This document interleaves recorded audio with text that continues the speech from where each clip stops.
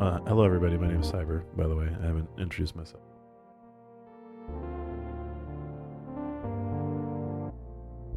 I think it's both. So anybody who's in the chat right now, since we're collabing and it's still technically September 12th, you're all going to get a 2-player emote, and then I think you and I are supposed to get badges.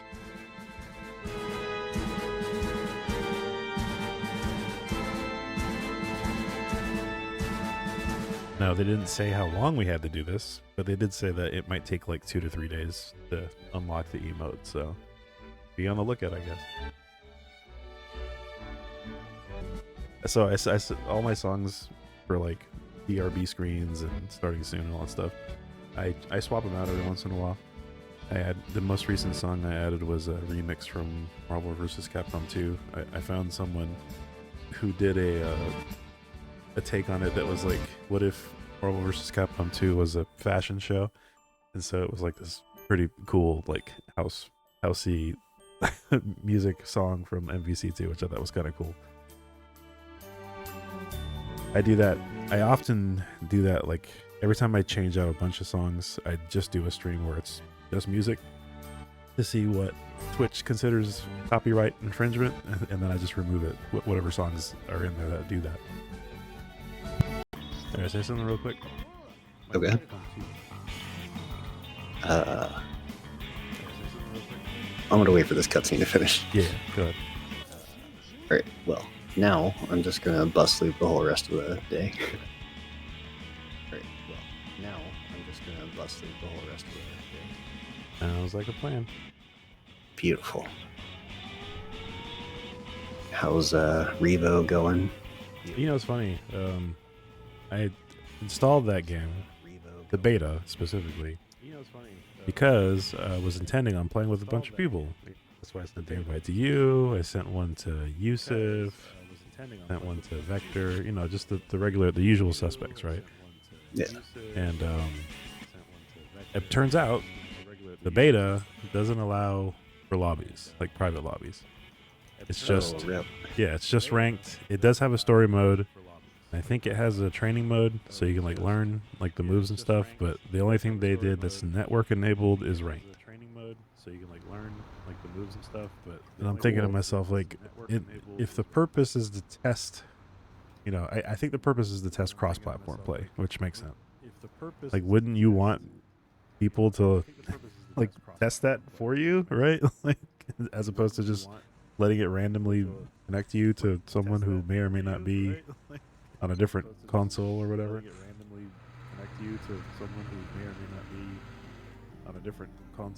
Because the base version of that game has like a whole thing where you can set up round robins, and so you can have multiple people fighting each other. You can do tournaments. You can like there's a lot of options that came with the default version, and I'm kind of surprised they didn't include any of them in the beta. Yeah, it's strange. Well, in any case, the beta's supposed to go on for like 5 days, so maybe they'll maybe what Bacon Omelet is saying is accurate. Perhaps they'll throw us a bone or something. Maybe what Bacon Omelet is saying is accurate. Perhaps they'll throw us a bone or something.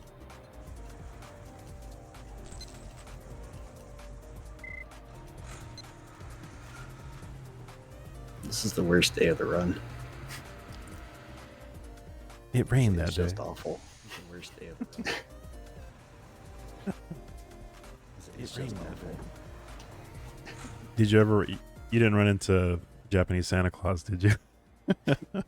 No, we're not. You didn't run into. I never talked to Japanese Santa. No. No, we're not. I never talked to Japanese Santa. No. So I'm playing on the PS4 launch day Japanese edition.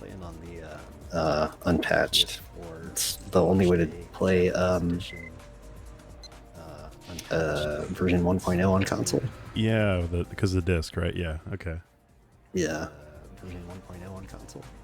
Yeah, because of the disc. What glitches does it have that the later patches don't?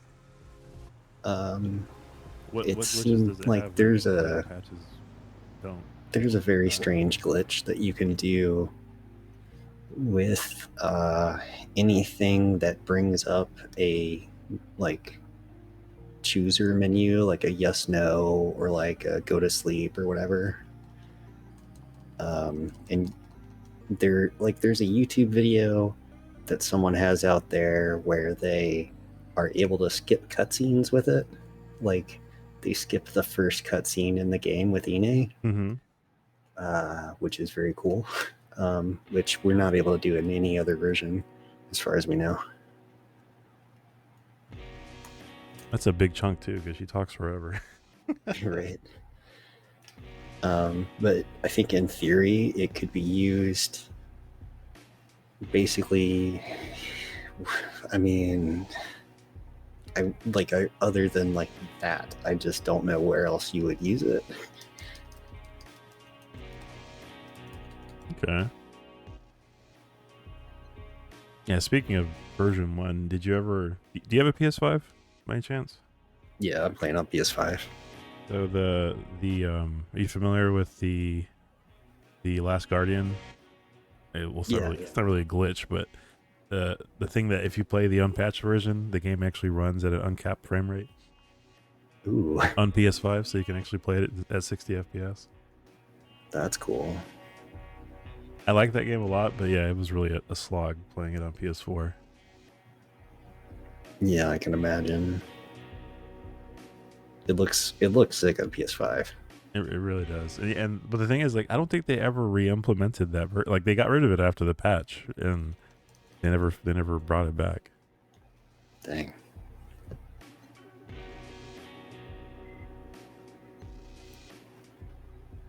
There's a handful of games that do that. I want to say Bloodborne was one of them, but I don't know if you follow Lance McDonald, I think is the guy's name, on Twitter.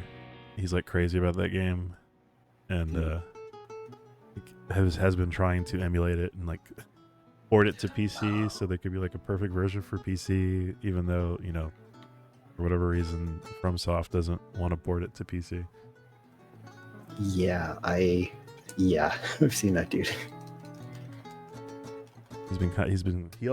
I found him through PT stuff, the playable teaser things. I think he was the guy that like found out or created the camera so you could like see out of bounds stuff. Oh, that's cool. And pretty sure he made a video showing like the city, you know, like you played PT, right? I'm not spoiling anything by saying this. I have not played PT though, but I've been spoiled on it already. So like when you get out of hell, the main character walks through the city, but like apparently it was like way more detailed than, because they only have a couple of camera angles. So he was able to fly like behind the buildings and like find alleyways and trash cans and stuff that had been modeled, even though you don't see it at all in the demo. That's pretty cool. That's the kind of stuff I love. So when you were showing me the Shenmue 2 stuff a couple streams ago, like when you could like walk into the street, like right. like that, I love that stuff. That stuff's so cool. I love seeing behind the curtain. It's just ridiculously easy to get out of bounds in Shenmue 2. Like, and like you can do it anywhere there's a load zone, basically. Wow.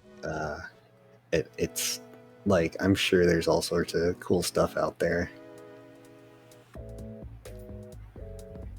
You can go out of bounds on this game. I saw you do it earlier. Is there anything cool in this game that you can find out of bounds? There's a couple of things. There's like you can find an NPC spawner, which is cool. Oh, that's neat. It's like hidden in one of the buildings that's like way off in the middle of nowhere, and it's like the NPCs spawn there and then warp wherever they're going. Pretty cool. Yeah, it's pretty neat. But otherwise, like, it is kind of cool to see the inner part of like the arcade, because it's got like a really low res texture for like if you look through the door. Mm-hmm. Love looking at stuff like that. Oh, like the preview texture before you walk in. Yeah. Yeah. Okay, I know what you're talking about. there's only one other place to get out of bounds, and that's in the old warehouse district at the guard stand.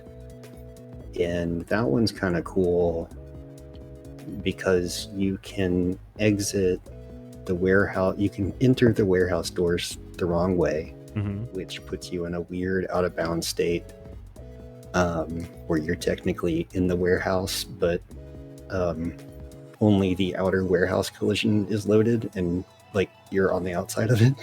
Oh wow, that's wild. It's really strange.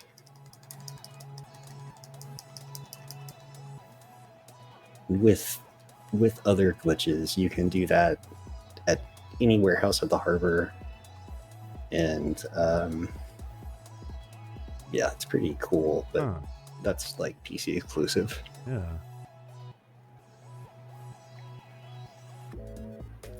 Actually, very cool. I didn't know you could do that. Then again, you're the expert at this game. There's a lot of stuff I don't know. It's someone's got to find some glitches for this damn game. You can't be the only guy working the mines. Right. You hear that, chat? If you guys find something, you gotta let PSYOULOVEME know right away. Yeah, like I mean I am all like, not, it's been a minute, but I do tend to go on YouTube and just search for Shenmue, and then try to find videos with 0 views or whatever. And a lot of people just like record strange things that happen when they're playing the HD versions. Yeah. So I'm always looking for those. Do you think there's still like a healthy Japanese population playing this game? I don't know. I don't think so. I mean, there's enough to like I think there's some amount. I definitely actually on Twitch see a lot of Japanese folks streaming Shenmue 1 lately, which is cool. Yeah. But I think there's enough of a following to have like all those like Shenmue the anime promotions out there that were pretty okay attended. Right, yeah. They had the like Dobuita street rally thing where like if you went to a bunch of different stores in Dobuita and got your stamp card punched or whatever, you could send it off for something. Man, there's so much cool promo in Japan. We miss out on all the cool stuff. Yeah. I love promo stuff. Well, and it's funny, like, I don't know when this happened. I mean, maybe there's a historic reason for it, but like, you know, Sega of America pretty much is a shell of its former self. But Sega of Europe, they do all sorts of stuff, like all sorts of crazy promo. Like whenever I sign up for like promotional things for streams and things, Sega Europe is usually the people that I'm in contact with. They're the ones who like hired Rio and Liesel and what's his face, the other guy, to do their promo work for like Virtua Fighter.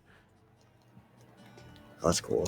But like it was through them, you know, like it's nuts. And it's like I know that Sega was popular in the European like regions, but like the fact that there's still such a force, like there's still such a central force to Sega as a company today, right? You know, I didn't know. Like it doesn't seem like it should be, but it is. I follow some British folks that go to the Sega Fan Fest every year. That is in somewhere in Europe. I think it's somewhere in the UK. I don't know. But yeah, it's packed, and it's like, that's so wild. Makes me a little jealous. I want to fly out there and check out something. I know, it sounds sick. I know they used to get Crush 40 out there too. See, that's nuts. That's insane. We live and learn out there. To hear Live and Learn live. Oh, speaking of what, do you remember? Do you remember that one Sonic thing they did with like the completely horrible audio? I think it was in California. No.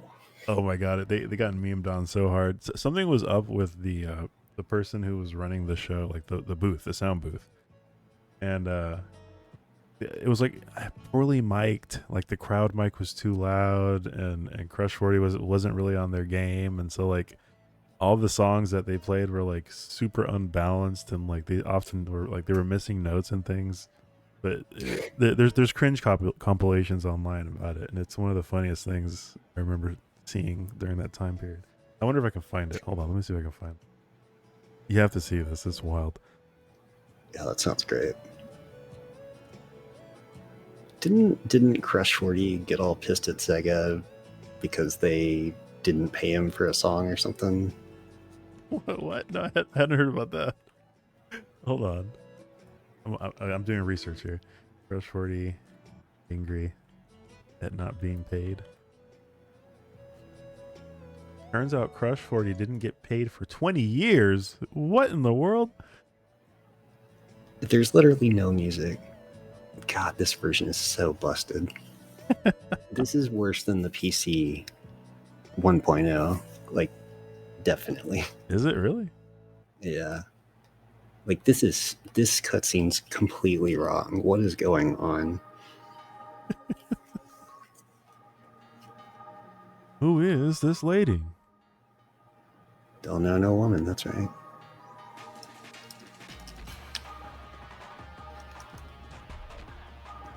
Like, does Rio tell Shenhua, yeah, I've been dreaming about you? He does. Yeah, he does. Yeah. Okay. Oh, but yo, Dreesy, TV, yo, Carp, thank you. Thank you for the televisions. Okay, so apparently Johnny Gioli, is that the guy's name? He was one half of Crush 40. He's the guy who wasn't getting paid. Ah. He owns the track, legally speaking, and so he was looking to get paid. Well, because he's the guy who sings. But apparently he had bad blood with Sega, and June was kind of like caught in the middle of it, I suppose. Dang. That's crazy. Yeah, let me see if I can find this Sonic performance. Oh, thank you, Drusiform. I appreciate you for sticking around.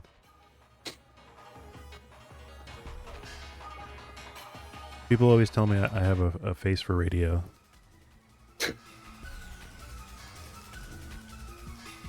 I used to do a rhythm game podcast back in the day, and nice. Near the end of it, I actually interviewed a handful of like American English-speaking Bimani artists, like Thomas Howard. Are you familiar with Thomas Howard? No. He's the guy who sang on DDR. He did Silent Hill. Tonight is the night for I love you. But he mainly did a bunch of like Guitar Freaks and Drum Mania songs at the time. Okay. Yeah, I'm less familiar with Guitar Freaks Drum Mania. Yeah. It's a shame because, like, I'm going to say something controversial here. Well, not that controversial, but no, it's they're I personally believe that the original Guitar Freak Drum Mania games have the highest ratio of hits to bad songs. Like, I could theoretically pop in any album, any Guitar Freaks album, and listen to it front to back and have no skips. Like, that's how good the music is, in my opinion. Okay. There are plenty of DDR mixes that don't have that same level of play. In my, DDR is like you know what DDR is. The music that's typical. Right. But GFDM, like, for certain has the, like, it's insane how many good songs there are. And they're not even all, I mean, they do have licenses, but they're not all licenses. It's mostly Konami original songs.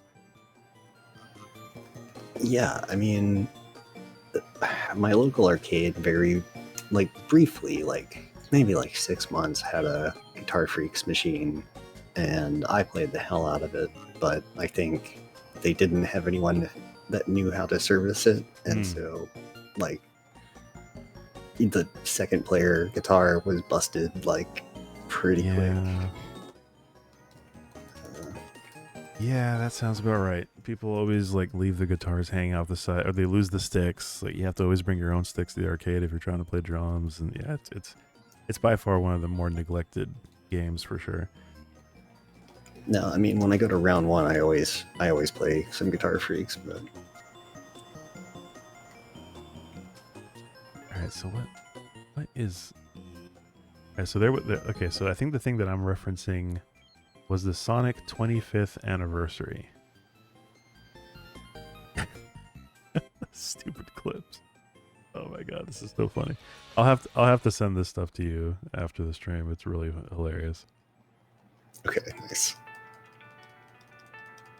Apparently, though, something happened more recent. Actually, if you want to post in chat, I'm sure people are curious about this terrible Okay. Crush 40. Here's a quick. So this was a live stream. It was the 25th anniversary of Sonic the Hedgehog. It was a live stream that they did, that Sega broadcast, but there were all sorts of, just like I said, like unbalanced audio issues, and again, Crush 40 wasn't on their game, so they were playing poorly. This is a short clip. I'm trying to look for like the bigger thing, but this is an example of the kind of energy that was going on during that concert.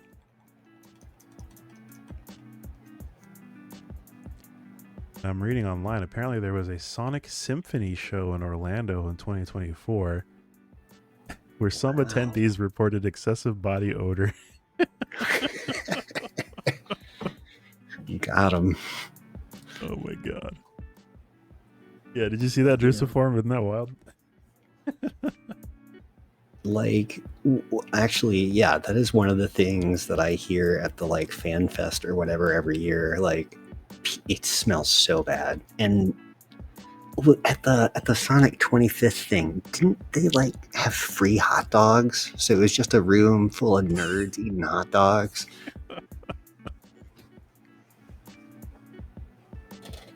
Gotta have them chili dogs.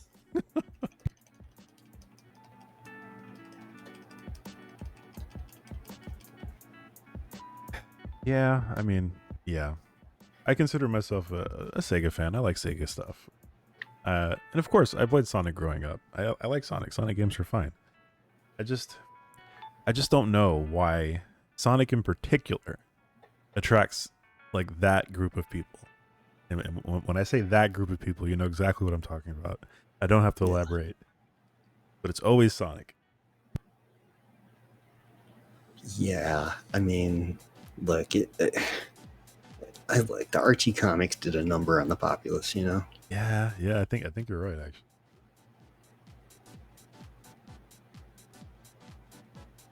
So yeah, Nero says it's so weird, and it's one reason why you never played Sonic games. And that's the thing. That's a real thing.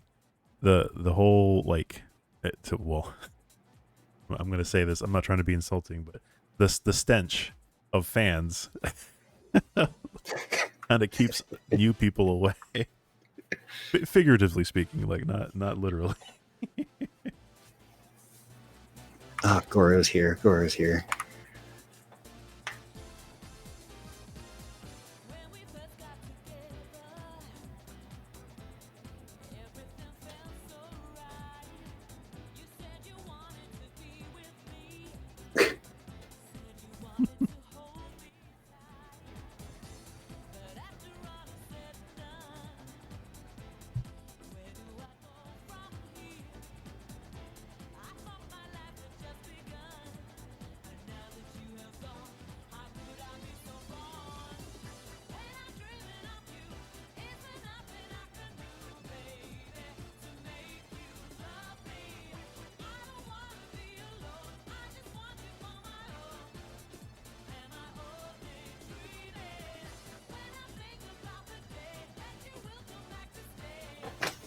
Beautiful.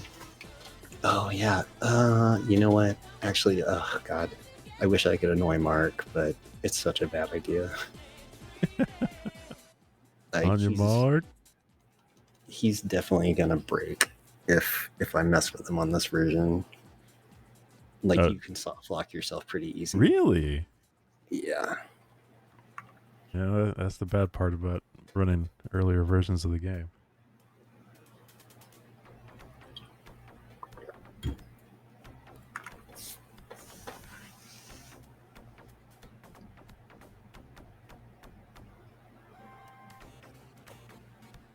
That's not the right door, is it? No, it is. I always wondered why. Like, I know that's supposed to be like a heating element for the kettle, but it looks like a column, right? Like just like a random Greek column. It really does look like a random Greek column. The first time I played it, it really took me a long time of looking at it like, what is that? Oh, good old Mark.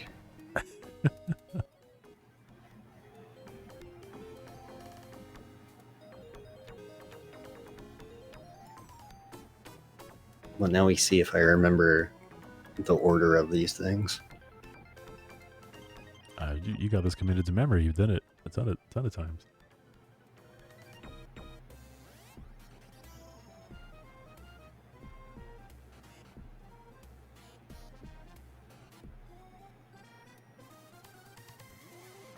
Yeah, that's actually the reason I have these translations on, because I got on the phone with Guizhang and realized I had no idea what he was saying. What he was saying, yeah.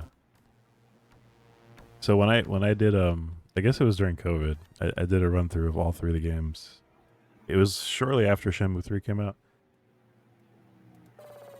All right, race this fool.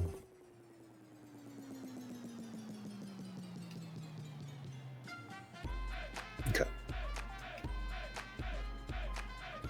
And I had the benefit of having my wife there. She's from Taiwan, and she was able to translate like the Chinese for me. Oh. So I got the ability to understand like a lot of the, like, especially in Shenmue 2 obviously, but like even the characters in this game, you know, there is a lot of like Chinese references and mysticism, and sometimes they have like Japanese characters that could also be read Chinese, so it's like there's a bit more context I was able to receive thanks to her translating for me. That's really cool. Oh yeah. You know, I really thought like, oh yeah, no problem, I don't need to worry about it. But at least for Mark, like he said something that was like accelerator or something, and Yeah, for yeah. reverse he said like back, and it's like, yeah, okay, no problem. That's one thing they do with all the English speaking characters, or at least the English presenting characters in the Japanese. They make an effort to actually make them sound like gaijin, which is really funny. Yeah, that's like really cool. The sailors especially, the schoolboy, like right. I appreciate Tom is great. Yeah, Tom speaks like he speaks still to Japanese. He tries, but he speaks still to Japanese and still throws in like English words. So if you manage to move all the crates on training day, it'll just end. Really? Yeah. Speedrun strats. I've never done it before, but I keep getting to the last crate and I can't get it in.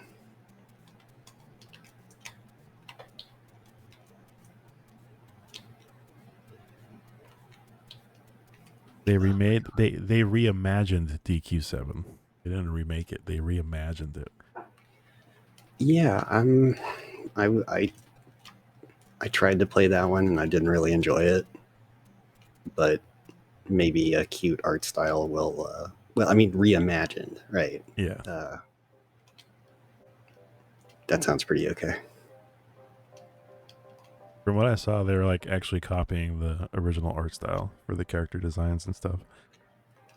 Right. I saw people posting the like models of the characters and saying like, yeah, these are exactly the models, like scanned basically. Mm-hmm. Mostly, except they had to animate things and whatever. Like, not the like, yeah, you know what I mean. Right.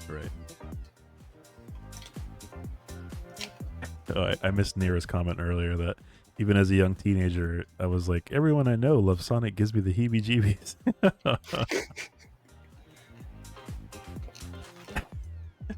Okay, Undertale. Have you played Undertale? It's time to drink I water. haven't. It's No. time to drink water. Again, It's another time to game drink I'm water. probably never going to get to, and has already been spoiled for me. It's already been spoiled. It's time to drink water. Oh, so Jova activated my hydrate, so I have to drink water. Oh, I'd love to get some more water. Oh, there's a dude behind me. Are you kidding? Okay. So Undertale. I almost hesitate to say this. I'm going to say a nice thing, and then I'm going to say a mean thing. I think Undertale, as a game, especially if you're part of the target demographic that game was probably designed for, is a fantastic game. It came from a guy, Toby Fox. Everybody knows who Toby Fox is. He inserted a lot of references from games from the era, particular SNES games. He has a Final Fantasy reference in there, obviously Mother inspired, all sorts of stuff like that. And it's great. And I think people who come from that generation of gaming would really appreciate it.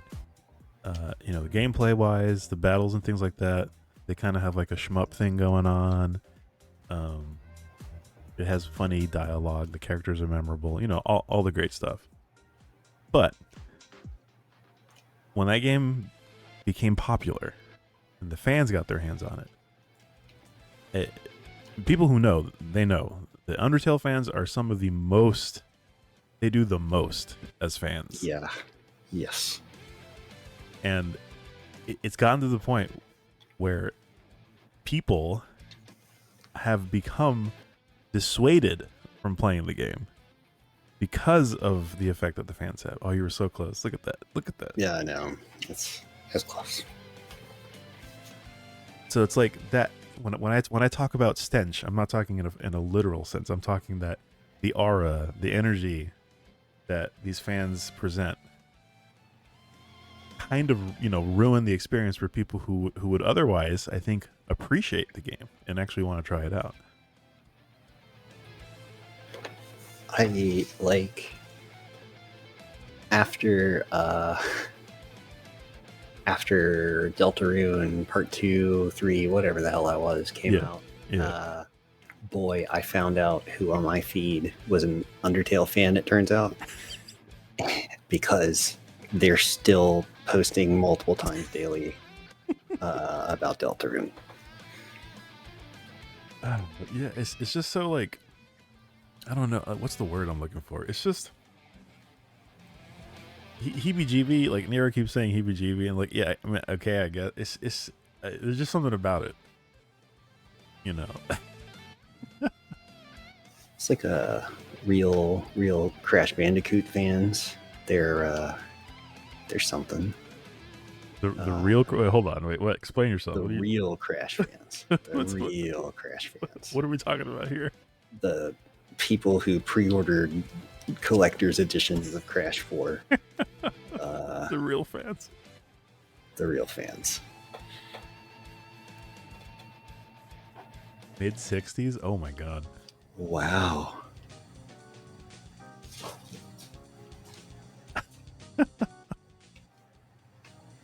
Oh man, this sucks. That I for the elbow assault. So on the PC version, Yeah. I always play with controller and keyboard, so I can hold any key that isn't bound to anything, Yeah. and just hit the punch button, and then hold left on the D-pad, and it just automatically does it. Like here, you actually have to enter it each time. Yeah, I don't have to do anything. I just hold it. Hey, thank you for the follow, Fliv. Appreciate you. When I say real like that, with that much emphasis, I get the impression you're implying sexual things about Crash. Nah, we're not talking about that. It's like, yeah, I people that can name all the characters in Crash Team Racing. Yeah. Okay. Yeah. I see what you mean now. Yeah. That's a level above what I have surface level knowledge, but I couldn't do that. I couldn't tell you every character on Crash Team Racing. Like, I don't even know how many characters there are, but like I'm sure there's like got probably twice as many than I could come close to naming.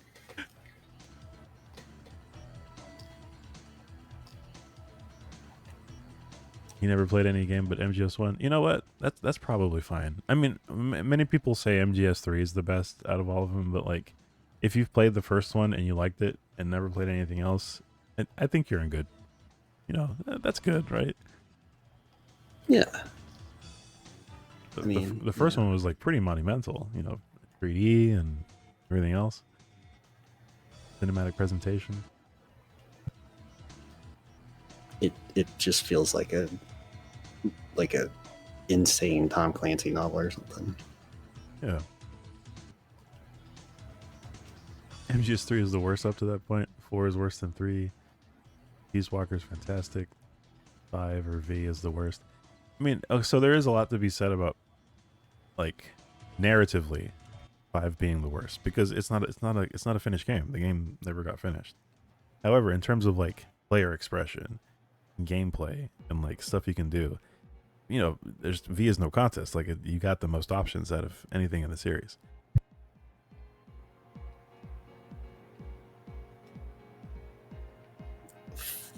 Yeah, I know it's super buggy, but yeah. 3 looks like the one that I would like actually really want to play. I haven't enjoyed any of the Metal Gears I've played, but I've never tried 3. Are we going to see a Delta stream here in the next couple of weeks? Is that what you're implying? Not. Even if Konami gave you a copy to stream, a streamer copy? If they gave me a copy, I might play it, but Ghost Babel. I've heard great things about Ghost Babel. I've never played it, but I've only ever heard praise. Is that the Game Boy one? Yeah, it's the Game Boy Color one. Okay, I've got that, and I've only ever gotten halfway, but I did really enjoy it. I've got to actually finish that one day. I also played through the MSX 1 and 2. Those were great. Yeah. Who was it? Garrett from Mega 64 did a playthrough of Ghost Babel like a few weeks ago, like finished playthrough. Oh, that's cool. He always takes forever, but you know, he streams once a week, so I mean, naturally it's going to take a long time.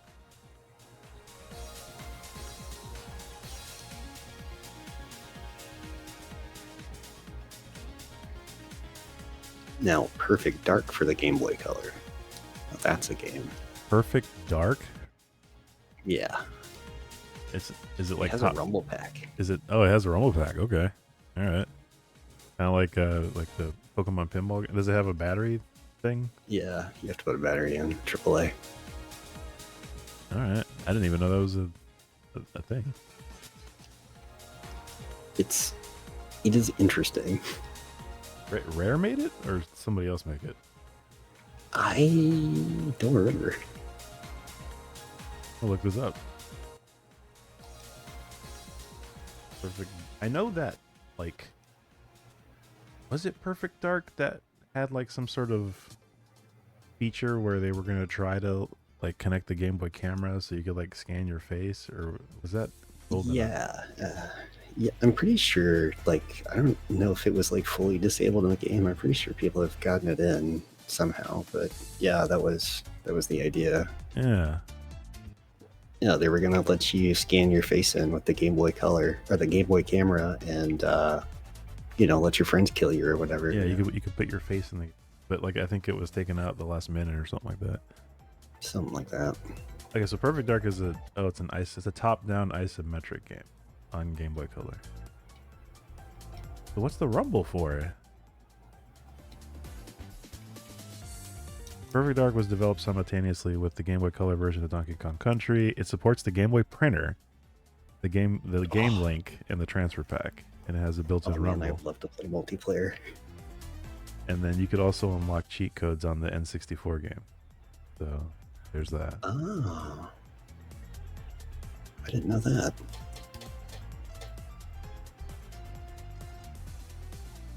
Yeah, so like Game Boy camera, it's not, it wouldn't be hyperbole to say that the Game Boy camera was like a formative piece of hardware for me as a kid. I spent so many hours on that thing, taking pictures, making music. Like it's really, it kind of shows how good Nintendo used to be at stuff like that, because they put so much value into like what basically amounted to a digital camera. Oh no, he's gonna get got.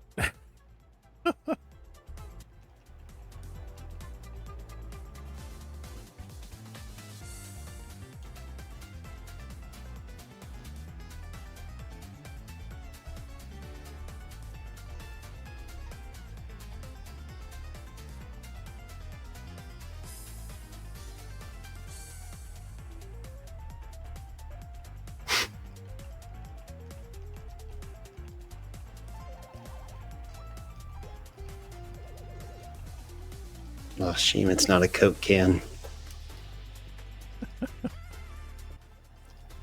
Rip licensing.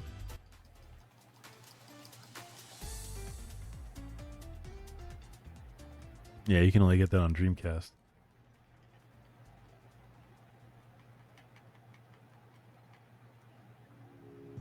You know, the absurdity of this thing is ridiculous, because they let him ride their own bike. Yeah, Like, why would they do that? But Rio is still on that dude's bike, and he just runs in the other direction. It's like the bike is his. Like, why would you run away? I never understood that whole interaction. It's very strange.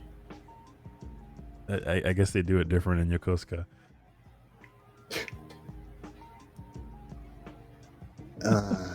Right, you can't make the bus on this version because there's no one waiting for it.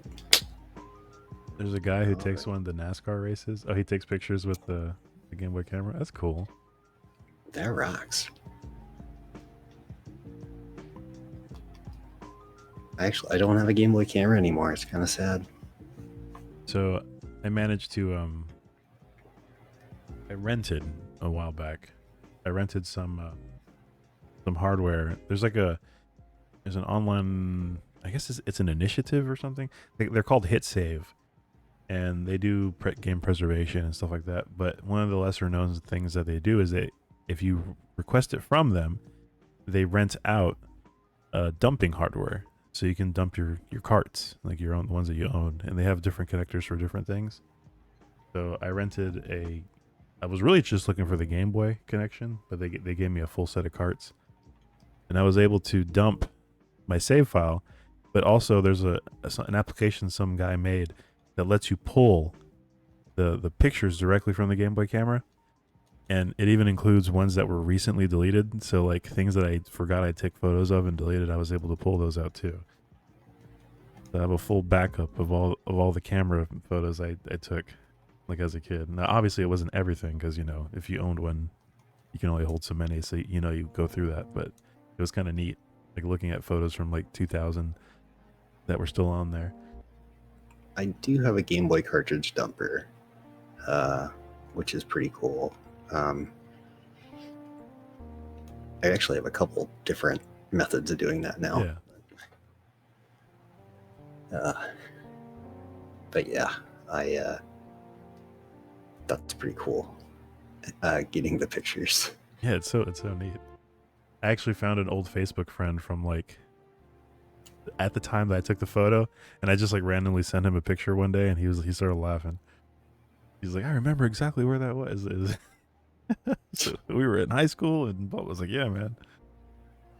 Mark, don't get on. Mark, don't get on. He didn't. Good. Goodbye, Mark. You're staying at the harbor. I wonder where Mark lives. I'm always wondering that too. There's so many, like, the people at the harbor, they seemingly all don't live at the harbor, except for Master Chen and the homeless guy, of course, but... Right.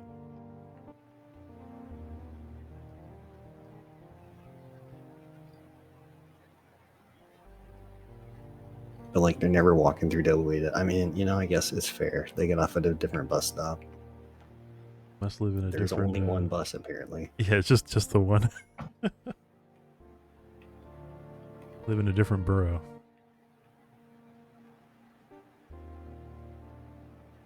Welcome in, Komodo Lessons.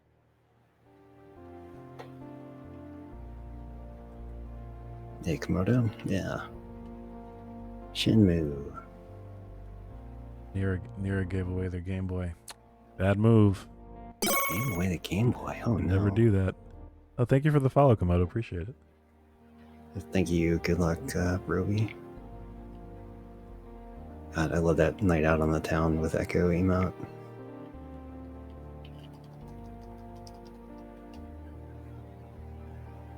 Belonged in a museum.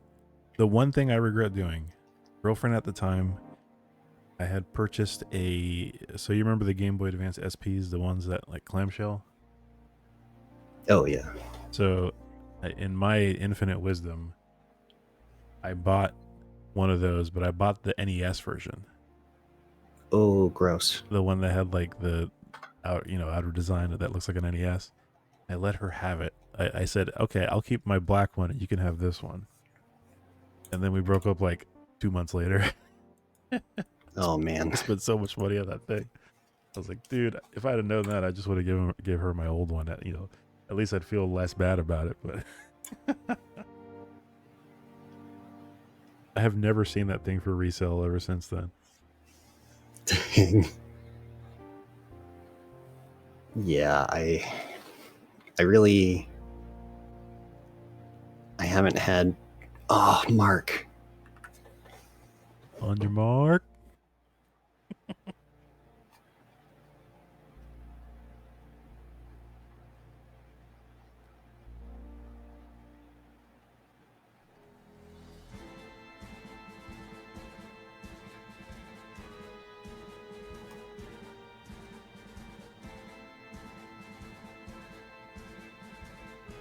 Thanks, Mark. Forklift racing. Go. Playing Skong. Man, I haven't seen someone say that before, but that's a great way to say it. I'm not familiar with what is Skong. Is that like an acronym for Silk something? Song, presumably. Oh, Silk Song. That's fantastic.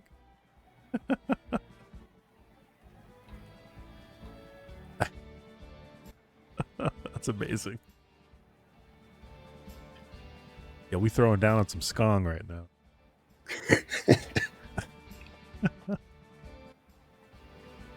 It just sounds like an Elder Scrolls drug, you know? Yeah, kind of. Like yeah. a skooma. So how about that? We were just talking about fandoms and stuff. I think the Silk Song fandom, they're problematic. Well, problematic. That's too harsh of a word. It's too harsh of a word. They're problematic. They're a different kind of nuts. Have you ever been to the Silk Song Reddit? Oh no, I haven't. The Silk posting I've seen. Yes, yeah, you're familiar. You're saying exactly what I was about to say. That is nuts to me. It's a different kind of fandom, like a hefty layer of sarcasm and all that stuff. But like, I haven't really quite seen that type of behavior in any other community. That's very unique. I'm not going to say it's a thing that they only do, but I definitely saw that a lot over there. And now that the game is finally out, yeah, what do you do now? You just play the game, I guess. I guess, yeah. They waited, what, 7 years or something like that? That's crazy. And, like, you know, it's crazy to hear, like, people getting their Kickstarter backer codes. Like, holy. You know what? I respect that. That's actually cool. That's cool. They actually want to give priority to the people who supported the project. So, you know what? I'm totally down with that. It's not bad, Drusiform. It's not like it's just that there are so many like edits. Like I'll give you an example. What's that guy's name? Schreier, the video game. Jason Schreier. Yeah, him. The actual thing that happened was that Schreier was reporting that reviewers weren't allowed to get early copies. Somebody took that premise, took the original tweet, edited the photo, the screen cap, said something along the lines of, Jason Schreier says this game is not that great. They should have spent more time with it, or something like that. Like they were implying that he got an early copy and said that it wasn't that great of a game. And that post got upvoted like a ton. So like obviously a joke. Like, but people outside of the community would not have known that. We're talking like the most anticipated game for those guys. I can't believe Nintendo did that. I can't believe Nintendo announced it in the sizzle reel. For like 5 seconds. For like 5 seconds. What? They knew what they were doing.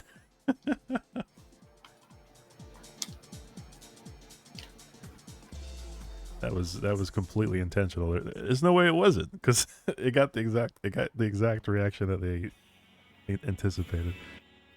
Oh my god! Did you see the Virtual Boy you put your Switch in? Oh my god! Yeah. So the funniest thing I saw about that, it was something along the lines of this. Someone was comparing it to like putting Morbius in theaters for a second time. Look, you could play 14 different games with your plastic Virtual Boy model. Which cost $100, by the way. I can't. Oh, does it? Look, I was honestly expecting closer to 200. So the idea is, yeah, you slide. It's like every other headset from like the headset craze back in the day. Slide in your phone, in this case your Switch, and between the two lenses and everything else, it recreates a 3D effect. I got the Labo VR kit, yeah, and I put it together, and I put my Switch in it, and I felt like, man, tell me they can do something with the Virtual Boy with this. It just make it like fisheye or something stupid. Like, I don't know. So the perfect time to do something officially would have been the 3DS. Yes, I mean, oh god, obviously. And then it took the fans to make an emulator to actually get to that point. But they didn't. They waited till the Switch. I mean, I can't really. It's odd that they're doing it at all. And again, like, I mean, it's tied to the Nintendo Switch Online service. Exactly. Yeah. Which, like, also, that does make me wonder: is Japan getting like 15 titles? Right. Yeah. Because they might get the ones that are like Japan only or whatever. I think Jack Bros was on the list, which is cool. They have an opportunity to do something really cool and like bring back all the canceled ones, right? Like, because there were a handful of canceled games. Oh yeah, I mean, a few of them looked really cool.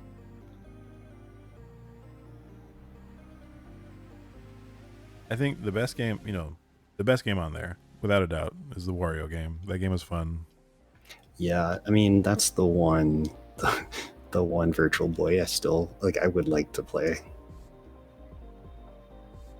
It's a full-on game. It uses the 3D effect, like, not annoyingly, like, enough, and it's fine. Like, it's a good game.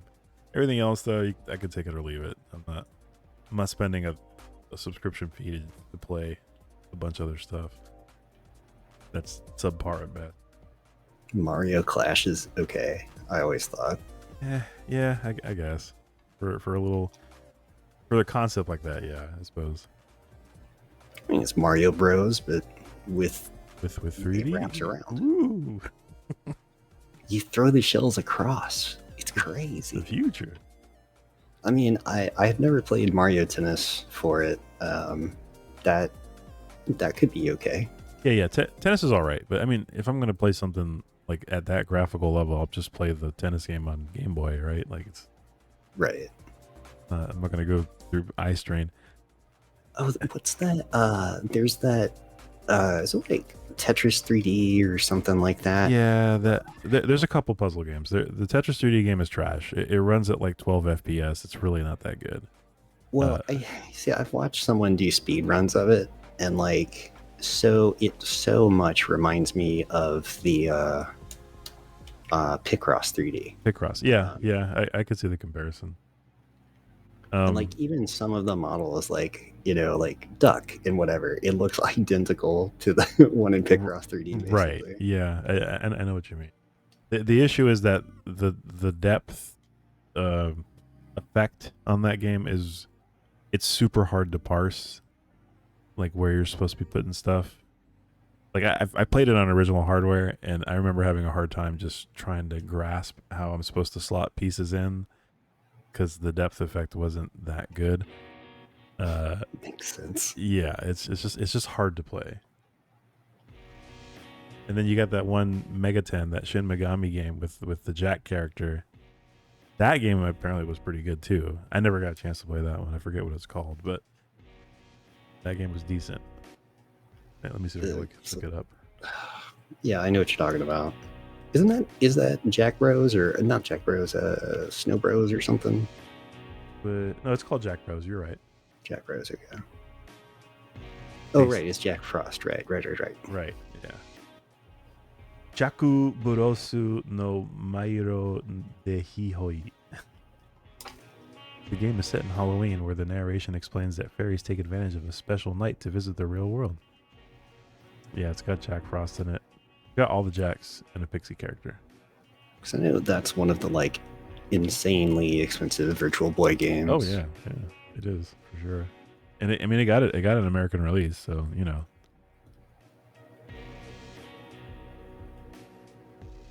The cover art is hideous in America, though. it looks ridiculous. It kind of makes you wonder, like, what games did they get licenses for? Waterworld. You think we're gonna put that on the shop? Gonna put Waterworld on the shop. Yeah. They got Alone in the Dark for Game Boy Color. Why not? That's licensed. In the subscription thing? Yeah. Really? Okay. The New Nightmare, is that what it's called? I was unaware. I don't know if I told you before, but I've decided I'm not going to support Nintendo this gen. There you go. Yeah, I'm not happy with their pricing. I'm not happy with their friggin' Mario Galaxy 2. That's what everybody wanted, right? I mean, do I even have to say anything anyway? It's like, how ridiculous is that? I will say that I am happy that they're selling them separately digitally, because I don't want to buy another damn copy of Mario Galaxy 1. Exactly. Like, what were they thinking? I will say the new Pokemon game that was in the Direct today. Thank you, Dira. Yeah.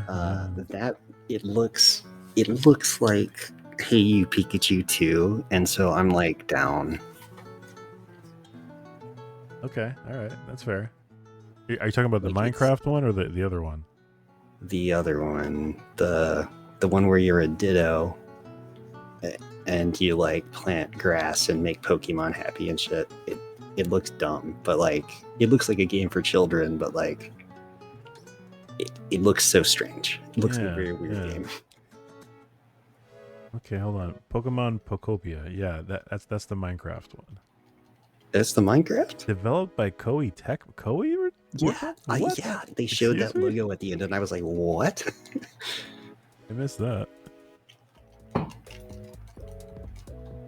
Okay, all right.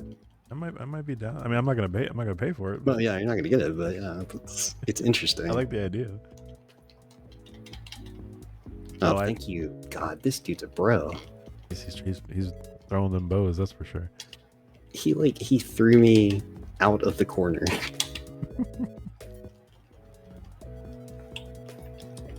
Right. Shingo, Shingo is one of the easiest people to do like a combo on. He's the guy with the camo jacket. Yeah.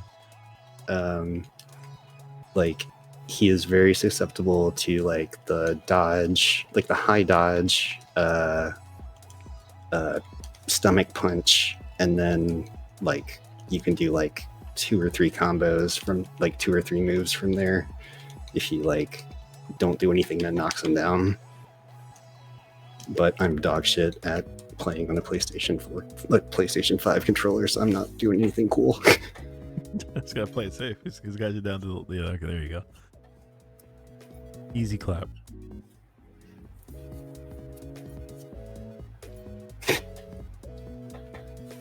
I don't know him.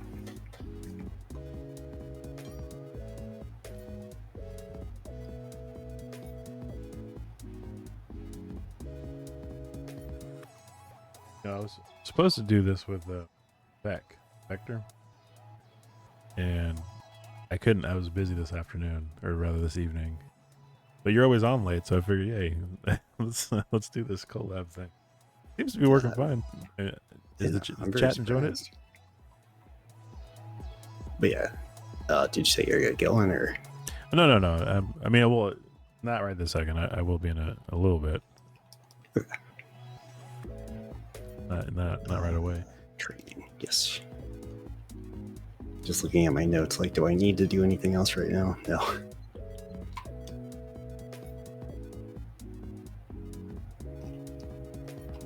Oh, wow.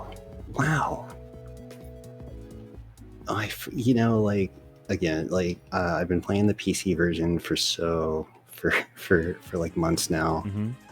And in the PC 80% route, all your moves are terrible the whole run. Because like you're skipping so many of the story events that like really boost your fighting stats. Yeah. So it's just like by the end, by the 70 man, you like at the 70 man, all your stats get a large boost, but like that's the only big one we get the whole run, and it's way too late. Actually make use. Yeah, I get it. I mean, you get it for the Chai fight and the 70 man, which is cool, but man, Pedro takes a lot of hits. And you don't, I mean, do you get boosts as you clear waves of enemies during the fight, or do you only get the credit after you're done with the fight? You get it at the start of the fight, actually. Oh, at the start, okay. So it's not like you're progressively getting stronger the more guys you take out. No, that would be rad, though. Learn moves in the middle of a fight.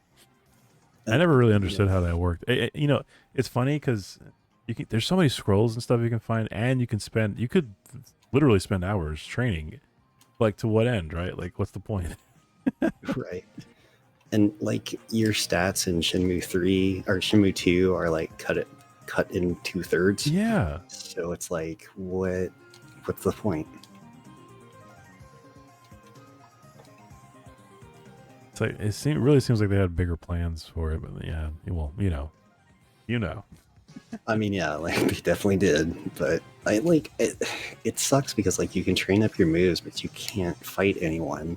And in Shenmue 2, it's the opposite. You can't train your moves, and there's infinite fights. Well, Shenmue 2 breaks once you learn that counter move from. Oh yeah. Like once you learn that, it's over. Like everybody else is cooked. If Donu didn't have a stun lock, like I would be doing counter elbow assault constantly, but yeah, so overpowered. Yeah, man, and it's after you've done Master by Hugh enough, he is such a chump. Like, yeah. Like he is so susceptible to just like punch, and it just eats his health bar.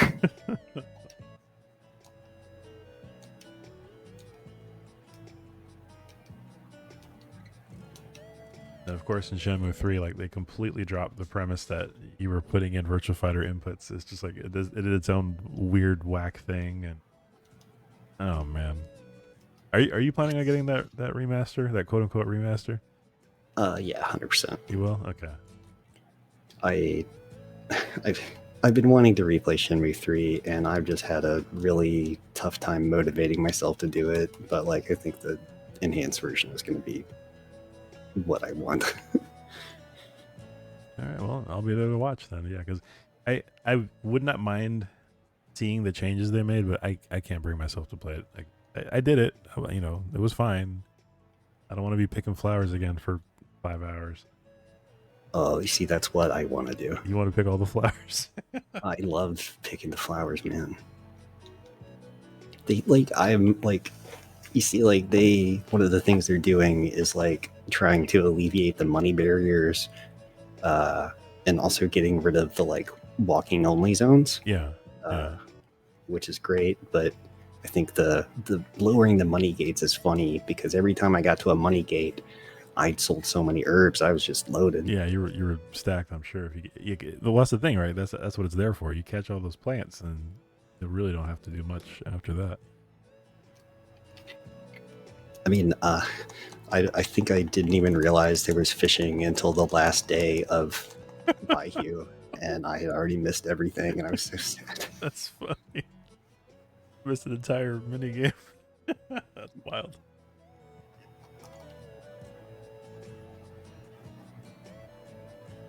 A horse who can drive?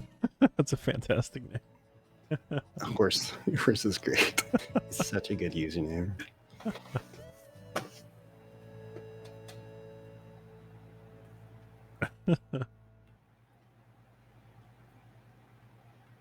It's nice to see new faces in the chat. Appreciate y'all sticking around. You know, next time I'll actually play something. I didn't really have anything planned. I just wanted to get that emote, but you know, turning into a gaming podcast right now, I guess. I guess.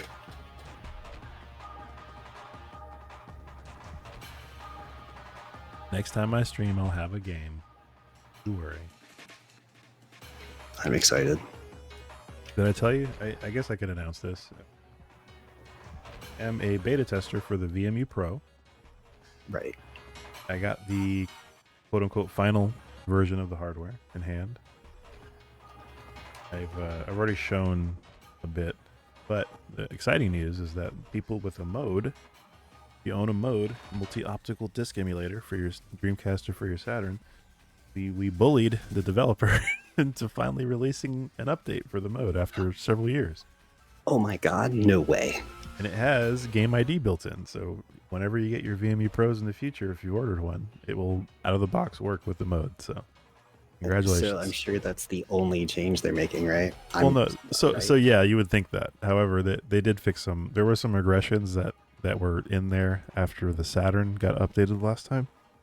Yeah. That he went in and fixed this time. So. Ah, okay.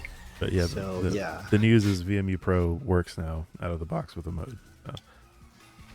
Yeah, I got a mode and I regret it so hard. Oh no. Oh no. Are you stuck? Oh, okay. See, like, I've the another danger of these down patch versions of the game is that I've gotten so stuck on a crate that the game crashed. You're kidding? No, I didn't even know that was possible. What the heck? It's one of the many bugs with the version 1.0 of the HD version. That's nuts. That's actually really funny. The game panics. It's like, oh, you're stuck. I guess you just die now. I've had it happen on a crate, and I've had it happen on a wall. Like, I was like turning a corner. Actually, I think it was like right over here. Like, I hit the wall at like just the right angle, or one of these poles or something, where everything I did was just shaking the forklift very hard. And after a couple of seconds, it just crashed. So that's annoying. It's so easy. It's so easy to like clip corners and stuff with the forklifts too. Like, it's like I didn't even understand how it happened. Like it was so strange. Yeah. See, Rio never wears a hard hat, so clearly safety first. That's right, Nira.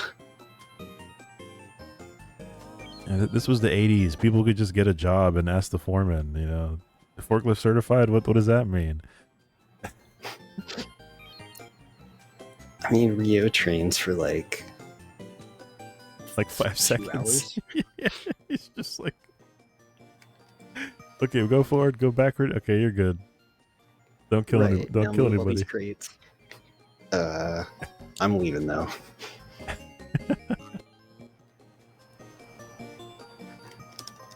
So at 3 p.m. there is an optional fight here. It's a cool one because the guys they're asking Rio for the insurance, and if you lose the fight, they take all of your money. Oh no! What? Well, yeah, I've never lost that fight before. It's basically impossible. They're like 1 HP freaks. I'd you punch them and they go down. The reason I do it is to get some training for my moves. Yeah. Why would that even? That's such a harsh penalty, though. Like, golly, dude. Fastest forklift in the way. Yeah, hear these guys. Check out what these guys sound like.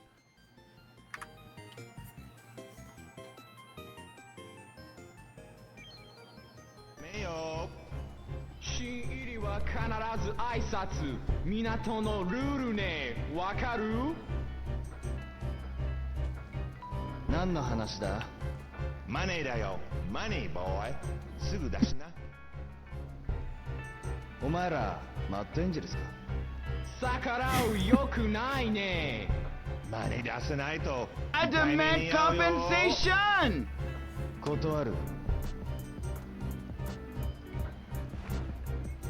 Hey, you. There we go. Come on, boy! Boy. There we go. I do love if you move all the crates before this fight starts, or before 3 p.m., he won't have the crate in the forklift if you come in here, which is just a fun little tidbit. He doesn't get a magic crate or anything. Attention to detail.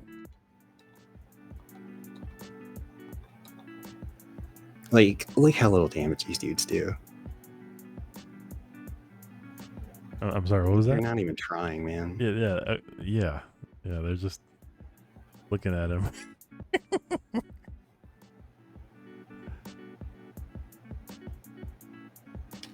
This is like a Zelda Ocarina of Time fight. Right? They spent $70 million to form. The crate removal technology is very difficult. It was revolutionary at the time. Am I about to lose this fight? That would be pretty funny. Quick, eat a clove of garlic. Oh wait, that's the wrong game. God damn. No!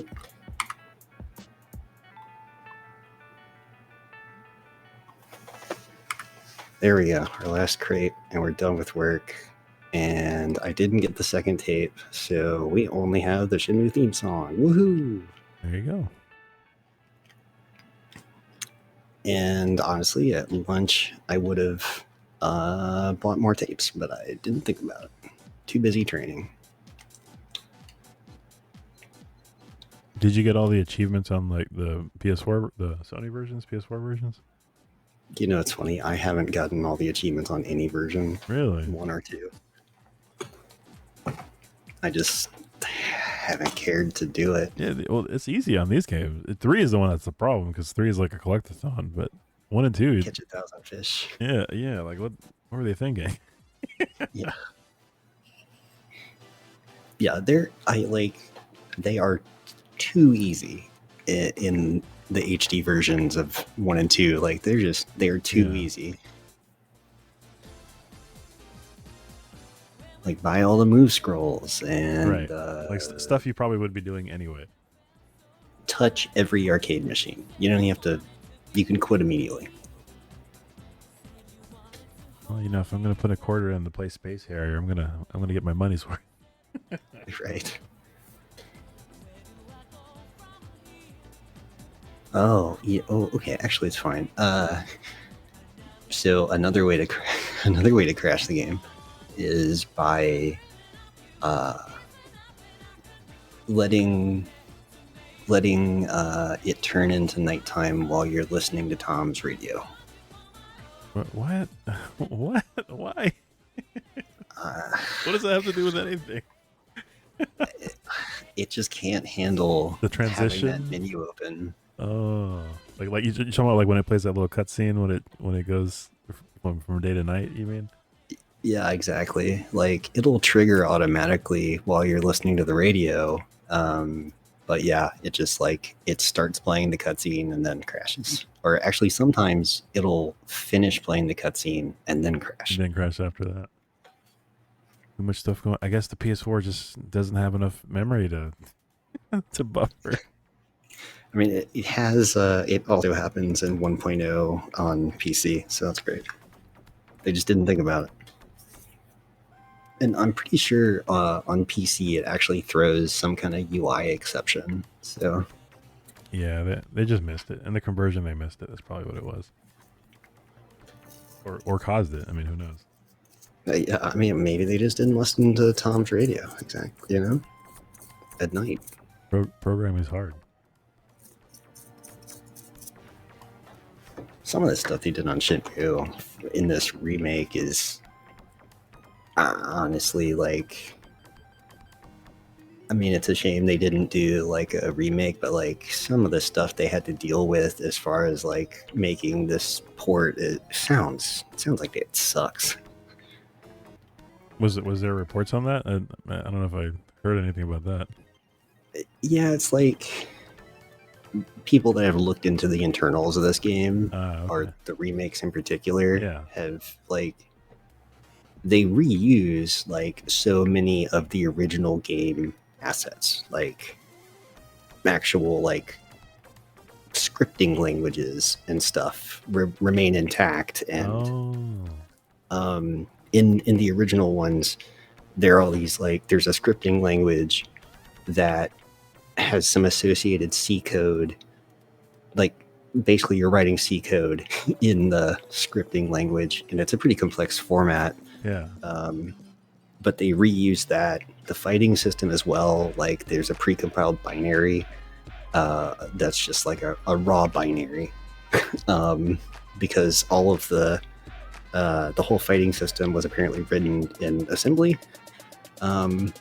So they like in the Dreamcast version, like there's a fighting binary, and so for the fighting system here, they hook into that binary. Yeah. It seems like a lot of work. Which, I mean, if you're a high-paid game developer, maybe, or a game developer, maybe it's less intimidating, but like that sounds like a real pain in the ass. Yeah, I would imagine so. Well, it sounded like they were trying to save time by just porting like pieces of the but like it maybe that didn't have the desired effect. Right. Like you would hope that they put the effort into like translating those calls or whatever to the target hardware, but they were to be honest with you, they were probably on a budget. I mean, yeah. It just seems, I'm glad they exist. Don't get me wrong. I'm happy that we have versions that we can play, including the PC versions, right? Because those are, I'm assuming the community has made mods for them as well. Oh yeah, man. The complete audio restoration and HD textures, even like, textures that they messed up from the Dreamcast. Yeah. That's the beauty of PC ports. They like there's a few like, unless you like really know the game, you're not going to notice the changes on like some of the like, especially posters on the walls and stuff have been redesigned.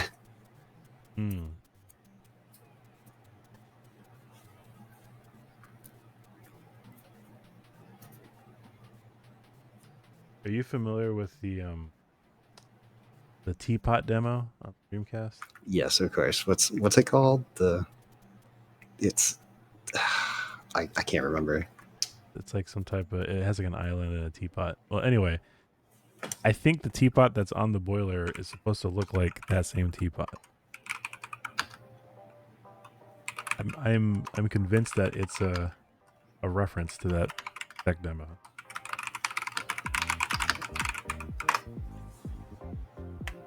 The Utah teapot. Utah, that's it. Yep. It is a Utah teapot is what it's called, but doesn't look much like it to me. I think it's a little taller. I'm opening it up over here on my stream. Is this in Blender? No, this is real. I made the connection that that little teapot in that guy's office was maybe like a veiled reference, a thinly veiled reference. I want to get another look at it.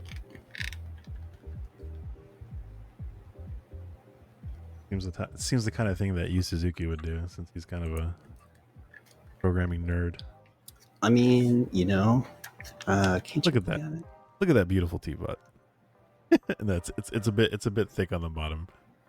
Maybe I was wrong. Yeah, it's similar though. It's got the, well, I mean, I guess teapots do generally have handles, don't they? It's not as shiny as the one on the Dreamcast demo, but it is. Hey, what's up, Lux? Welcome in. We're doing a collaborative stream. Lux is a buddy of mine. Yo, Lex. You watch, you're supposed to get an emote from Twitch that says 2p.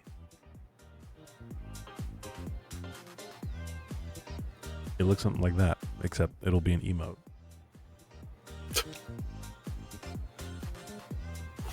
It won't be a treasure emote. That's just too cool.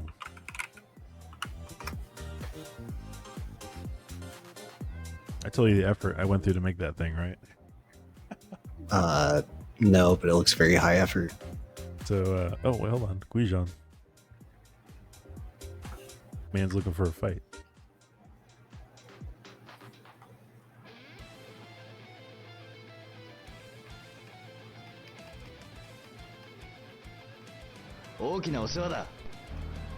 マッドエンジェルスごときに手こずっていては乱帝には歯が立たんぞ。うるさい。お前の助けなんかいらない。それもいい。だが人の行為は素直に受けた方がいいぞ。さあどうする？ Get out of here. やるのかやらないのか。余計なお世話だ。そうか。後で後悔しても遅いぞ。Oh, I'm excited to hear your boy. Shozo is the name I know him by, but I think that's not the correct name to call him. But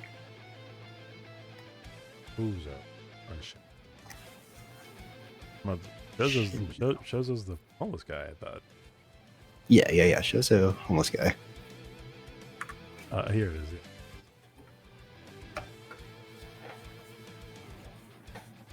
Here it is, yeah. I gotta grab some water.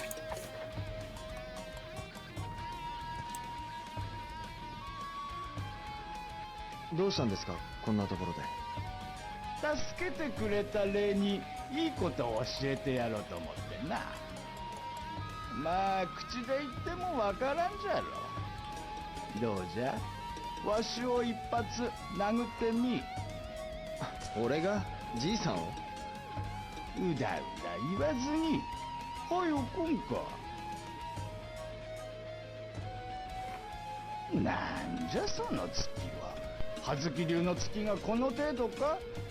なぜ葉月流のこと？知りたかったら全力でかかってこんかい。少し本気を出します。 That's the Hazuki style?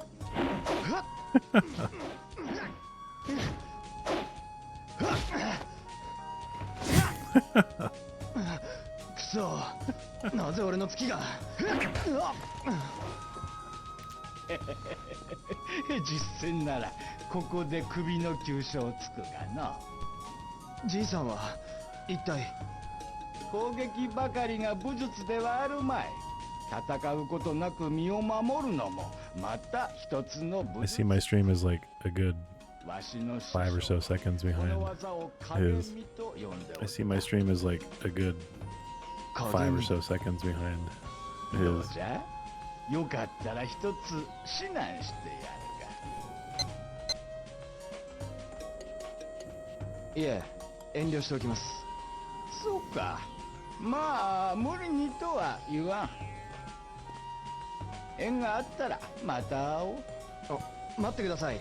それだけの技を持っているのになぜあの時。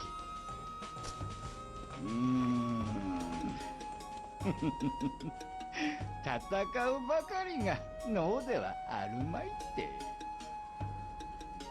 逃げるが勝ちと言うじゃろ。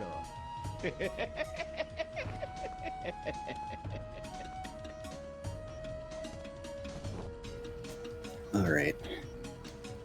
Yeah, I generally, try not to talk over the cutscenes. It's hard to. Yeah, I generally have multiple people talking. I got you. I know your style. Yeah. I mean, like when I try to do it, I get confused about what I'm saying. Yeah, what you're saying. Yeah, I'm the same way.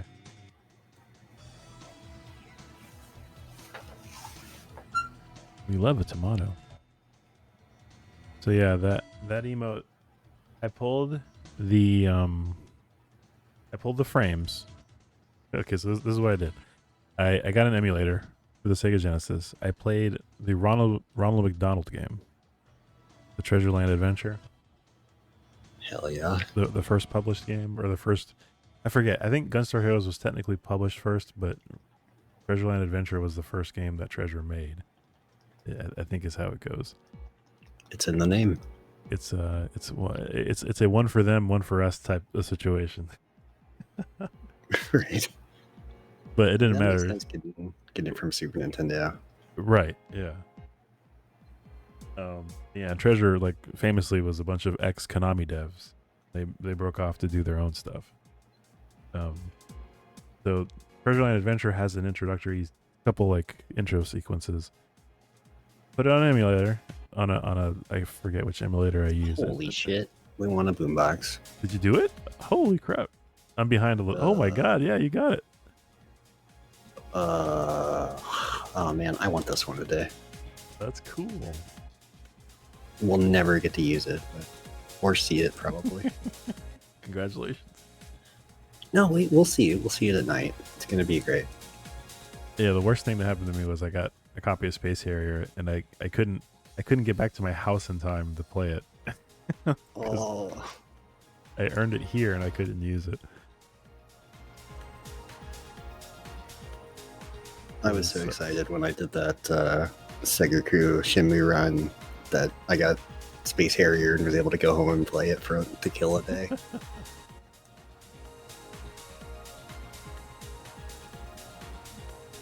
They're saying, oh yeah, okay, so the emulator. I full screened it. I put it at 4K because you could like upscale it.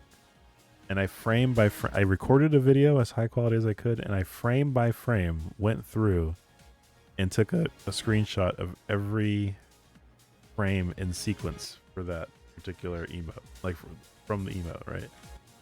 And I had to. Twitch has a limit to GIFs. You have to. It has to be under a certain size. It has to be under a certain resolution. And I found out that GIFs can only have 100 total frames of animation. And I used Photoshop to try to like pick out the most important frames in the sequence, right? There's actually more frames after that, after the treasure chest freezes and changes color. There's actually a couple more after that. But I couldn't use them because I didn't have enough frames. So I had like meticulously animated it, went through, got every frame, cut it down to size. When I exported it at one point, it was running at 30 frames, and that was unacceptable because it has to run at the full frame sequence. And then eventually I figured out how to do it. The exact size of that GIF is 0.99 megabytes. It's like one smidgen away from a full megabyte, which it would have denied it, and it was exactly 100 frames. Wow. I was very proud making it work.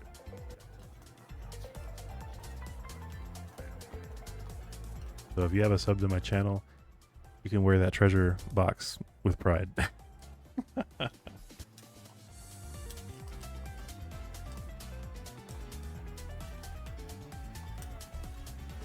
She's not, he ain't saying it.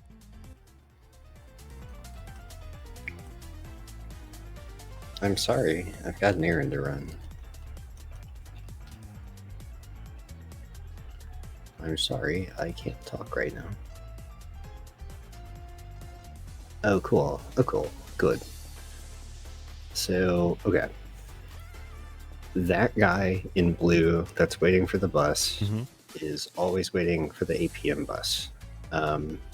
Unless you, like, come out of the Harbor Lounge at, like, 7:45 or later. Okay. In which case he won't be there. Which means you're basically practically unable to catch the 8 p.m. bus.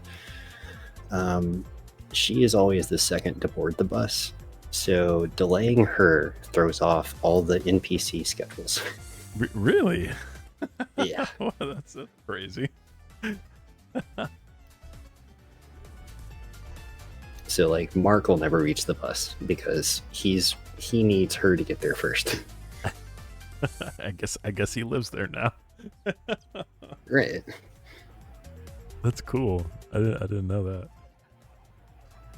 I just, Yeah, I mean, you know, this game was like marketed on the fact that everybody has their own life and their own schedule. I didn't think you could affect it in that way, though. That's cool.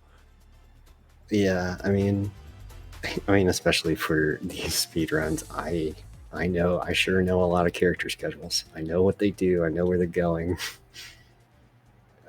That's neat. Yeah. Now Goro, I don't know his, but he seems to have some. I don't know what's wrong with him. He just kind of goes wherever. Like after, like right at 7 p.m., he usually turns the corner that's near the parking lot and all the bus stop and whatever. But then after that, he just kind of wanders aimlessly. It seems like.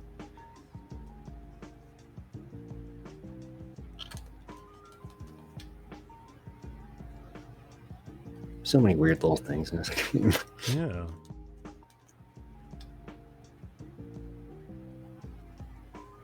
It was very meticulously programmed. I mean, I still think Shenmue 2 is the better game, personally. I think it's the most fun to play, and it also has the best pace out of all three of them. But there's still a lot to love about Shenmue 1 in terms of like the interactivity and what they were trying to accomplish at the time. Here we go again. No cutscene audio, and man, I wonder if this one's going to be broken too. No cutscene audio. No, it's all right. It's all right. It's got the right camera angle. It's the mirror. This is so dumb on mute. It just like disappeared and came back. Why? Why? What's going on? It's a very high concept cutscene here. It doesn't make a lot more sense when the music's playing, but like at least it feels like it's something. Look like it's intentional or whatever. Right. Have you ever purposely taken too long to get to the end? To get through this game? Yeah. Oh, I mean, get the game over. Ending. Yeah. I think that might be morning.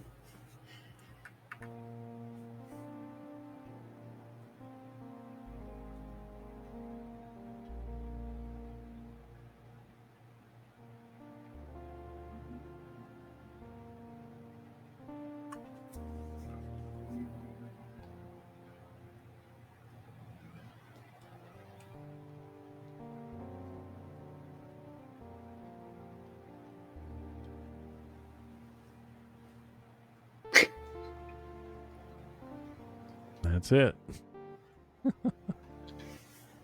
Thank you for the encouragement, folks. I'm glad we got to hear the instructions because, I don't speak Japanese. Otherwise, I don't know what I'd be doing here. Yeah, it's very important that you understand the rules of the race. What if today he changed it? What if today it's 4 laps?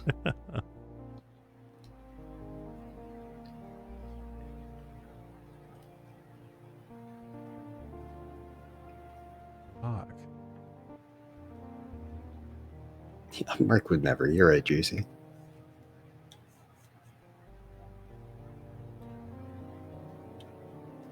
$56 sucks.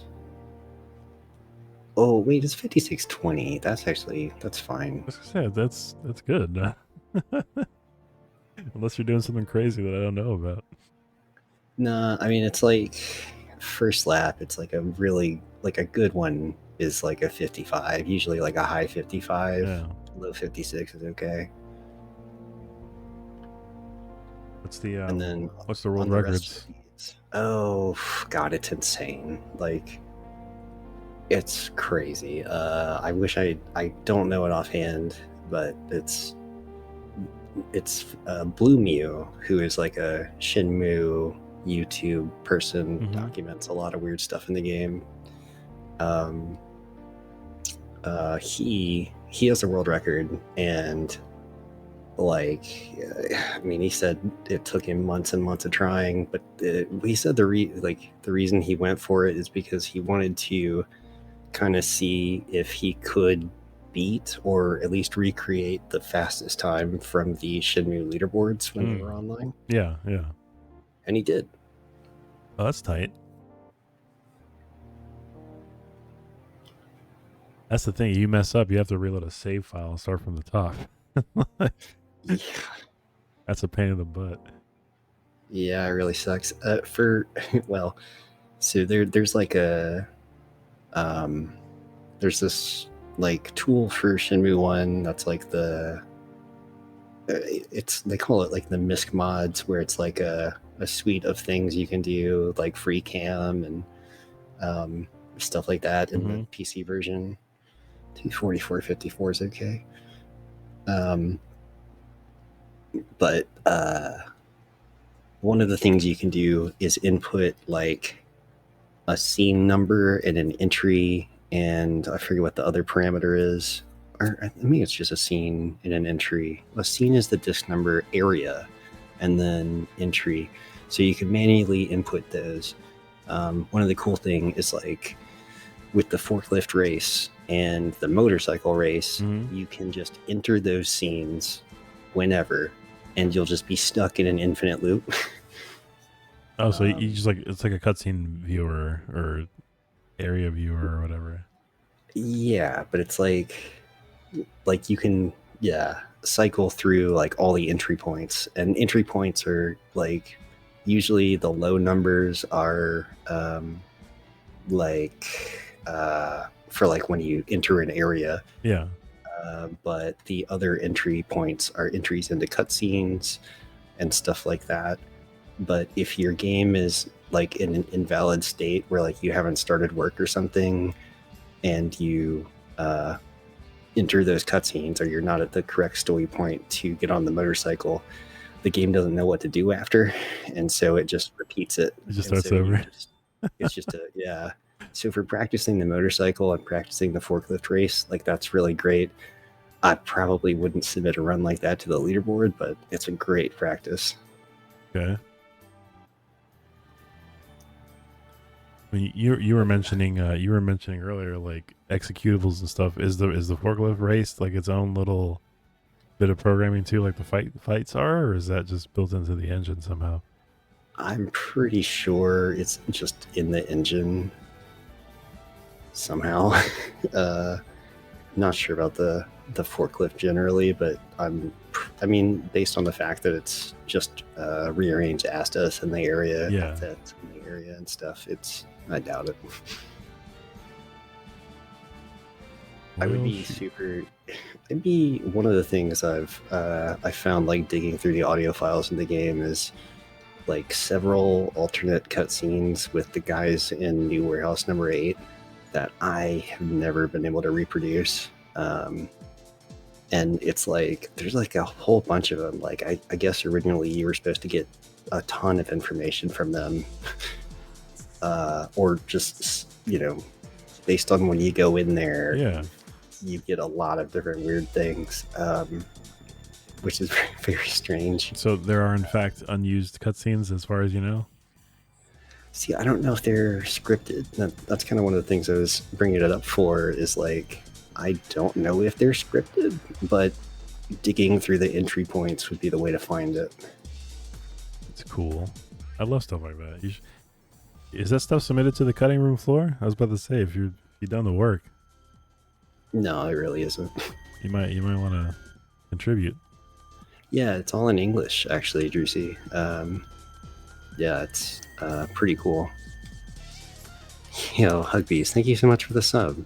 Heck yeah. But I mean, I think sailors hang out at bars. I think that's what someone told me. Yes, Corey was telling me that like they recorded a lot when he was doing those original sessions. He was in Japan for a month, and like they basically had him there like every work day, and he only really had weekends off, and so like they did a ton of lines. I'm not surprised that there's a lot of stuff that they just they didn't end up using. It's like that "oh yeah" clip that's not used, but it's in the same folder as all of the like Rio drinking sounds. Yeah. And yeah. Oh, this isn't. Yep. But yeah, it's great.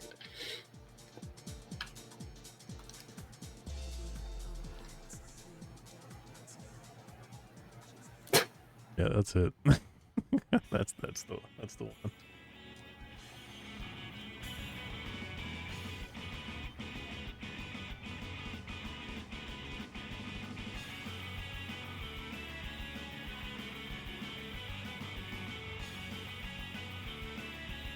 I'm trying to think. Like, yeah, I've found a lot of like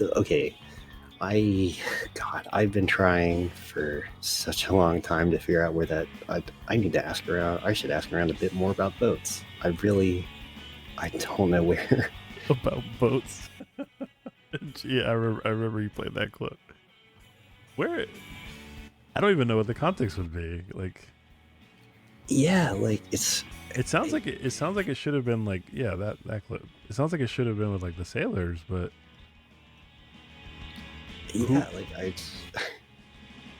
I can't find anyone that tells him sailors hang out on boats or I like should find out about boats. I mean, like another place I've looked is like when Rio is trying to figure out a job, you can talk to all sorts of people in Dobuita and Sakuragaoka for information, and I haven't found one that gives them a tip about boats.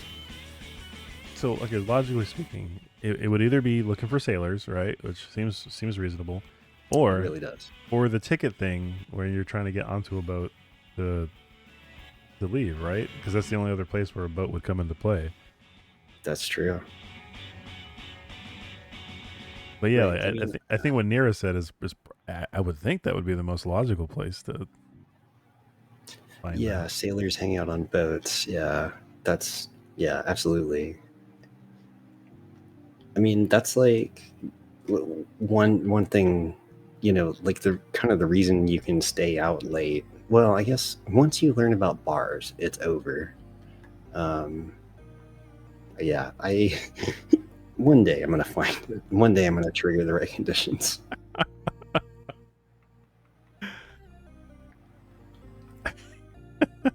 It's over figuratively and literally. Bar discovered the beer at the local bar.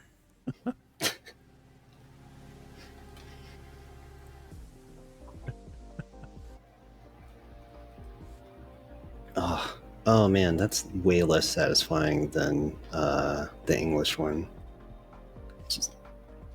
He's actually saying a word when usually it just sounds like he's giving him a little kiss in the English one. Right. Moi. Out here drinking the Kirin Ichiban. Get him the extra dry Asahi. I mean, he's old enough to drink in Japan, right? You can drink You can drink 18 when you're 18 years old in Japan. I mean, every time you go into Bob's, Mario is always offering him alcohol, so I, assume. You know what? Maybe Bob's a bad influence. You see, I hadn't even considered it until just now that he might be legal drinking age, because I really thought Mario was just like an insane person. Like You can 'Cause get he's married also- at 18. You can get married at 18. So why can't you drink at 18? I'm sorry, you can get married at 16. So why can't you drink at 18? Right. I mean, like even okay, so there's I don't know when it is in the story, but like he knows so much about Nozomi, talks to Nozomi all the time, and there's some point where like Rio's like he's telling Rio like, oh, you gotta bring Nozomi on a date here. I'll make the margarita pizza. I'll get you some sangria, and y'all will be set. Y'all will have a great night. Sangaria. Sangria is not even Italian. I know. Oh my god, Bill Black is too much.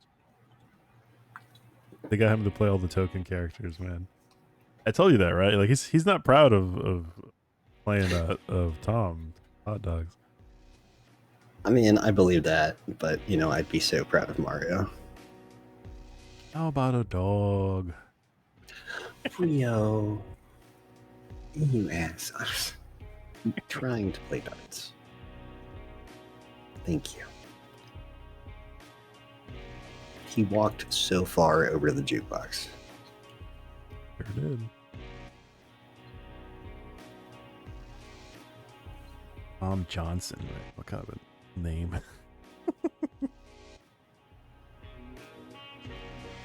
Yeah, Nozomi loves pizza. She goes there so often. Yeah, that makes sense. But she's Canadian, That's where she's from. Right. No, Canada, the land of pizza. Pizza, probably some sangria. Like it sounds like the life up there. Sounds like a night. A night on the town. It's a date.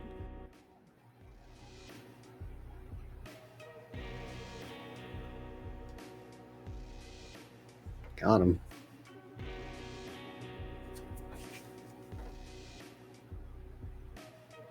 It was invented in Canada. What's Canada famous for? Whenever I think of Canada, I always think of like TV shows. All those Nickelodeon shows that we used to watch back in the 90s and stuff. A lot of shows. There we go. There you go. A lot of those shows were done in Canada or shot in Canada. Ah. Freaking Degrassi. Oh, I mean, yeah, Degrassi. I mean, yeah. Of course, everyone knows old Drake was on there. Mm-hmm. And pretty sure Are You Afraid of the Dark was also a Canadian production. Yeah, I'd believe that. Naomi was at Bob's Pizzeria, and while Mario was there, she mentioned that she loves pineapple and pizza.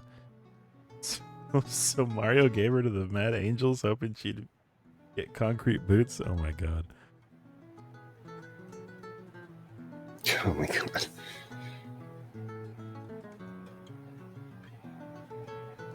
Okay, just I don't have to do anything during work or like during lunch, like basically ever, but sometimes there's like you can do stuff a little early if you talk to someone at lunch, which is kind of cool. But yeah, so every lunchtime I gotta check my notes because I'm like, is there something I could do? But my notes, I don't even know how many pages this is anymore. Sorry about that. The breakout of Resident Evil 2 reference. Sorry.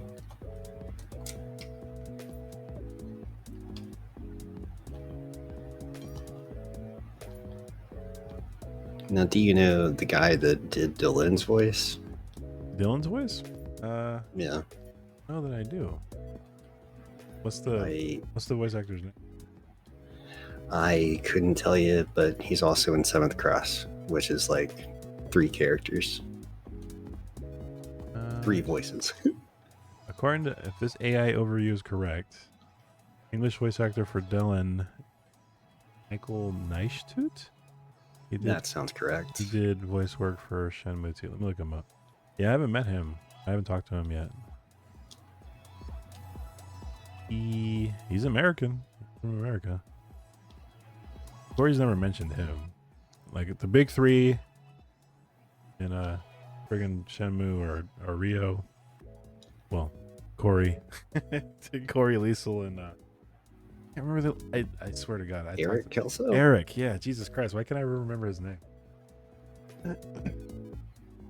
Those are the big three. Because they did obviously Rio, for obvious purposes. Like Yu Suzuki would not allow him to do other voices. Like he had to do just Rio and that's it. But Liesel and Eric both did lots of character work before and after then, and so they volunteered to do a lot of different important parts. That's pretty cool. Oh yeah, this is the move that used to unlock. The kick, the can kick. Yeah, it's literally forward and kick.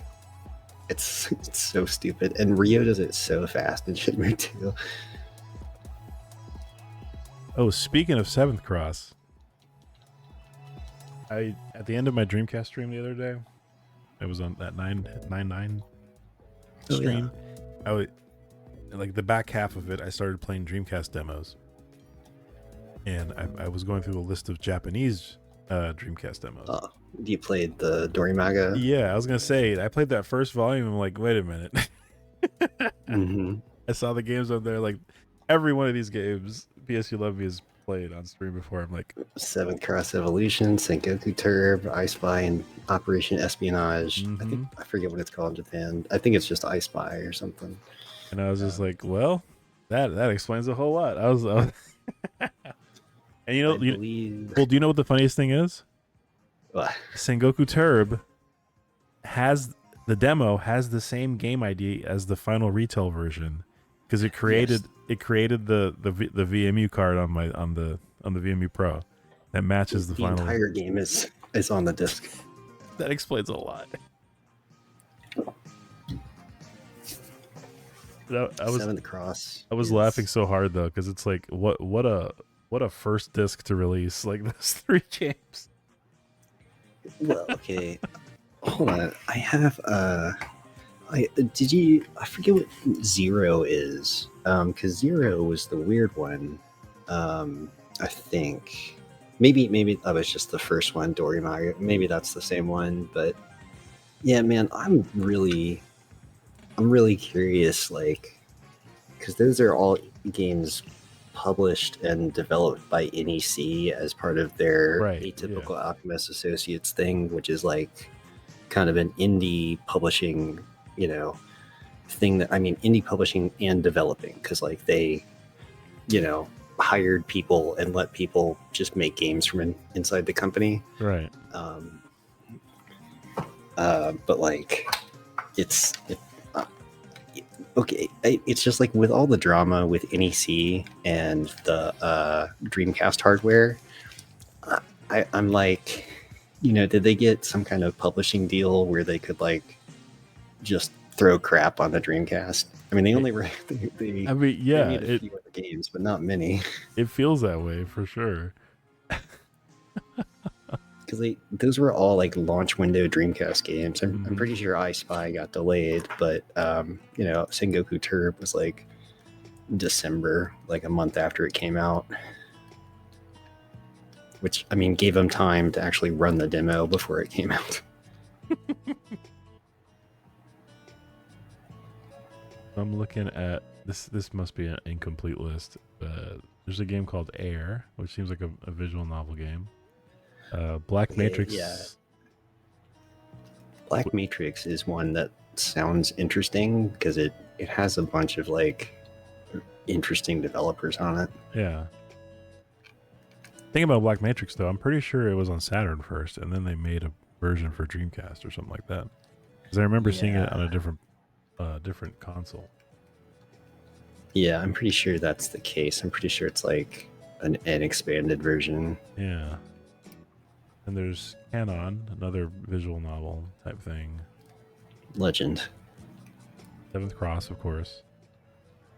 Elysion? I don't think I've ever heard of this. Role-playing game? You see, I don't know if I've ever heard of that one actually. Called Elysian EIN No Sanctuary. Huh. I don't know that I'm familiar with that. And then there was, okay, so this is a RPG, I guess. Cover sheet is covered with girls, and the main character looks like she's in a maid outfit, so that tells me everything I need to know. Yep. And then Mercurius Pretty. Sounds like a VN. That is an adventure game, apparently. Subtitled End of the Century. It looks like a VN though. Yeah, it looks like a PCFX game. Okay, yeah. Yeah, ELYSION, and then, I mean, this is Romanized, of course. I'm trying to see finally.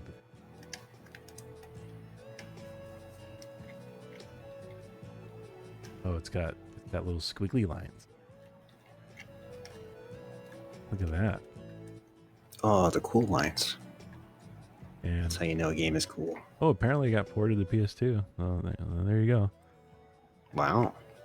Originally released for PC as an adult adventure game. Yeah, there you go. That's it. There you go. You found it. Man, I was. Sengoku Turb is a PC 98 game reimagined. Oh, is that why it looks that way?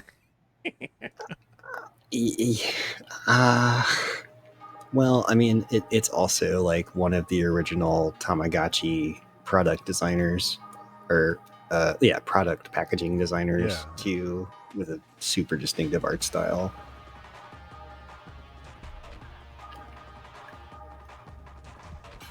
Oh, it makes a lot of sense. But I mean, the like totally like circular worlds with enemies that just wander around and are incredibly powerful is like basically the PC 98 game. Like, it's absolutely brutal, like way even more brutal than the Dreamcast one, which is like if you get past the first level, the second level is going to be a wall. Like, you're going to get stuck on the second level and get frustrated really fast. I tried to give that game some time, but I couldn't do it. You're right. It's super frustrating. But it's so charming. Yeah, I mean, I guess you know, I do see the Tamagotchi influence in character, and especially in the main character. I've been really trying to do research on that designer because I was really wondering about what did they do as far as Tamagotchi stuff, and it with enough searching I found in a Google summary whatever of a YouTube video that had 5 views, but it was a really in-depth detail of the development of Digimon. Okay. And they had a whole section correcting misinformation about Tamagotchi stuff, and one of them was correcting misinformation about the woman who did the art for Shengoku Turb and also worked at Bandai or whatever, whoever made Tamagotchi. And apparently people on the internet and even in a lot of Japanese sources, she's credited as being one of the original designers of Tamagotchi, but she literally only did packaging design, and she got fired within a couple of months. So some of the original packaging was done by her, but that's it. Oh, that's weird. I wonder how he got attributed for all that stuff. That's interesting. Yeah, I don't know.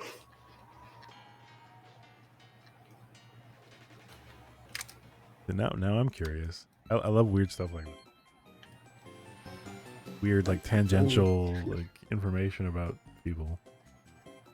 I've done a lot of research into Seventh Cross and Sengoku Turb just because I think their development and their concept and obviously their execution is so bizarre. Yeah, for sure. There's no reason why a game should take up 4/5 of your VMU. It's so stupid how big that save file gets. It like, if you look at the manual for that game, it has like this really crazy pages about how it uses a neural network to determine what your evolution is, and that is real, and it's called a self-organizing map, I believe. That's crazy. That's typically used for like word clouds and stuff. It's not something you would typically use for this application because it doesn't make any sense for it. But like the core like design and concept for the game came from like a lifer at NEC who with like multiple patents and published papers and stuff like that. So it was just like this scientist was like, man, I've got a dumb idea for a game. That's so high concept. Like that's insane. But then again, the Dreamcast was all about pushing limits. They were always ahead of their time. So I guess I shouldn't be surprised. The other thing that really tickled me about Seventh Cross is that like during development, like there's like the director guy had like kept extensive blogs, like blogging every day about the development, just his personal thoughts about how it was going. Yeah. And like he took it to a trade show and he said that everyone hated it. They couldn't figure out what to do. It was too hard. And he's like, it's working. It's working. That's how you know I'm doing well. Yeah, you gotta. We call folks like that eccentrics. Those are the true innovators. Those are the guys that really think outside the box. Who's making neural networks on the Dreamcast? Why? Why not? Right? That's the question that they were asking. Like Dreamcast programming, like I imagine, like maybe for Seventh Cross, like maybe it seems like it does make use of the 128-bit GPU transfers to offload like some of the processing of that stuff. Some of the math. So like NEC freaks, like they knew a lot about the GPU, but nothing else probably. Yeah, it just sounded like somebody was doing an extended math problem. They wanted to turn the math into a game as opposed to make a game using math. I mean, like the reason it takes up that much VMU space is because it's literally like several large matrices of floating point numbers. That's insane. Yeah, for reference, guys, a entire VMU is 128 kilobytes of data, and the Seventh Cross file is I think it's like 160 blocks or something like that. So it's almost the entirety. It's 200 blocks normally that you get out of a VMU. So that's you basically are going to have one VMU for that game. How much space it takes up. Now, didn't you try Super Producers Megase Showbiz Kai at one point and it didn't register? So yeah, that was way back when we were still running beta. In theory, it should work now, which is why I need to do another Dreamcast stream where I just play games, because theoretically the whole database should be represented on the card and within the firmware. Well, that's cool. I mean, yeah, I'm sure it's all cleaned up by now, but yeah, I think I mean, because that game. I mean, if there's like a couple of blocks left after, like you can put basically nothing else. It takes an entire VMU. It's crazy, and I don't even understand why. It's keeping track of the data somehow. A lot of data. I really feel like if the Dreamcast stuck around, it probably would have been the first console to use hard drives. Hold on. Actually, I do know why. I remember why. It's because you're making MIDI files, and Oh, it's saving MIDI to the save file. Oh, yeah, that makes sense. yeah, and it's able to hold, like, you can make albums, and each album is like 3 to 5 songs. And you can store something like 5 albums, like, I'm sorry, like 3 albums per artist or something. Mm-hmm. So you could store a large amount of music made in the game. Well, then that makes all the sense in the world. Then get that money. There really is no way around this, right? You have to go to work, get all this money. I mean, for money, yeah. Like, there's no way to like earn cash before this point. I mean, you could get your allowance from Ine every day. Well, right, but that's not buying you a ticket to Hong Kong. I believe if you know, the easiest way to get the bad ending is just by failing the stealth section over and over. Yeah. Just failing that QTE. So because it makes days go forward. You mean? Yeah, it makes days go forward, and I believe every day that you go forward, you get the minimum allowance. Like, you stayed out too late, but you still get a couple of bucks. So you can accumulate some money if you like fast forward to like March or something. You know, give yourself enough time to play the game.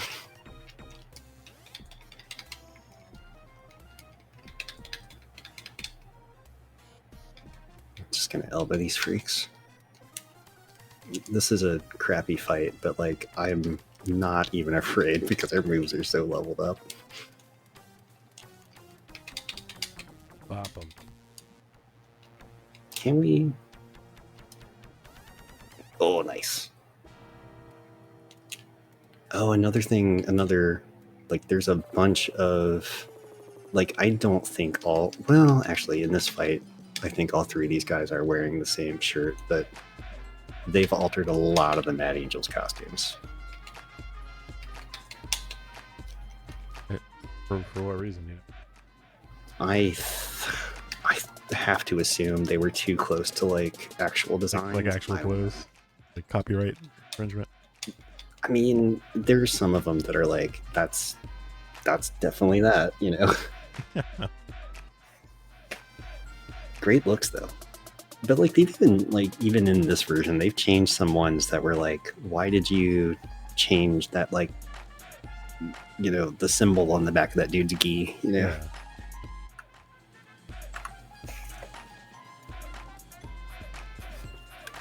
Interesting. Oh, Mark.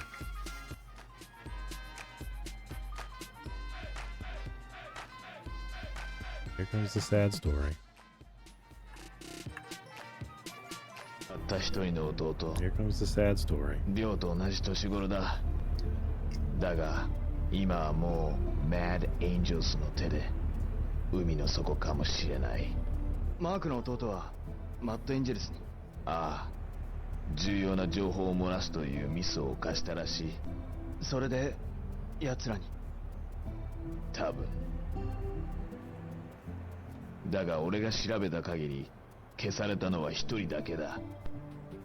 それじゃあまだ消されたのは情報を聞いたやつか漏らした弟か。そうだ、亮。弟の情報は奴らとチャイニーズマフィアとの取引のことらしい。チャイニーズマフィア。私有もか。Chinese mafia. Chinese mafia. Chinese mafia. I mean, that line in English at the end, he says like, cause like, I mean, that line, the Mad Angels and Master Chen. Because like, yeah, it's just like a completely perfect enunciation of the words in English, and then I think they're really just trying to emphasize the point that he's a native speaker and also from the area, I guess, because his Japanese is otherwise pretty good. Oh, okay. Yeah. So that's good to know. I mean, it sounds like he sounds very good. But then when you get the sailors, like they're obviously there just for work, and they over enunciate some words and stuff. Yeah, I mean, I don't know what to expect from the like a dog cutscene. I hope those guys are still crazy. Well, so you may have noticed, but like whenever they did the English, yes, they got direction from Yu Suzuki to do those lines, but they always almost based it on the original delivery, the line delivery, because obviously you use a native Japanese speaker. He had an idea of how he wanted these scenes to be presented, and he translated that energy into the English readings. Makes sense. That's why you get like the over the top sailor guy, because it's trying to match the schoolboy, from the from the Japanese performance. Great. That's great. Oh, thank you for having the labels in English. Thank you, Yu Suzuki. I don't want to accidentally play Yada.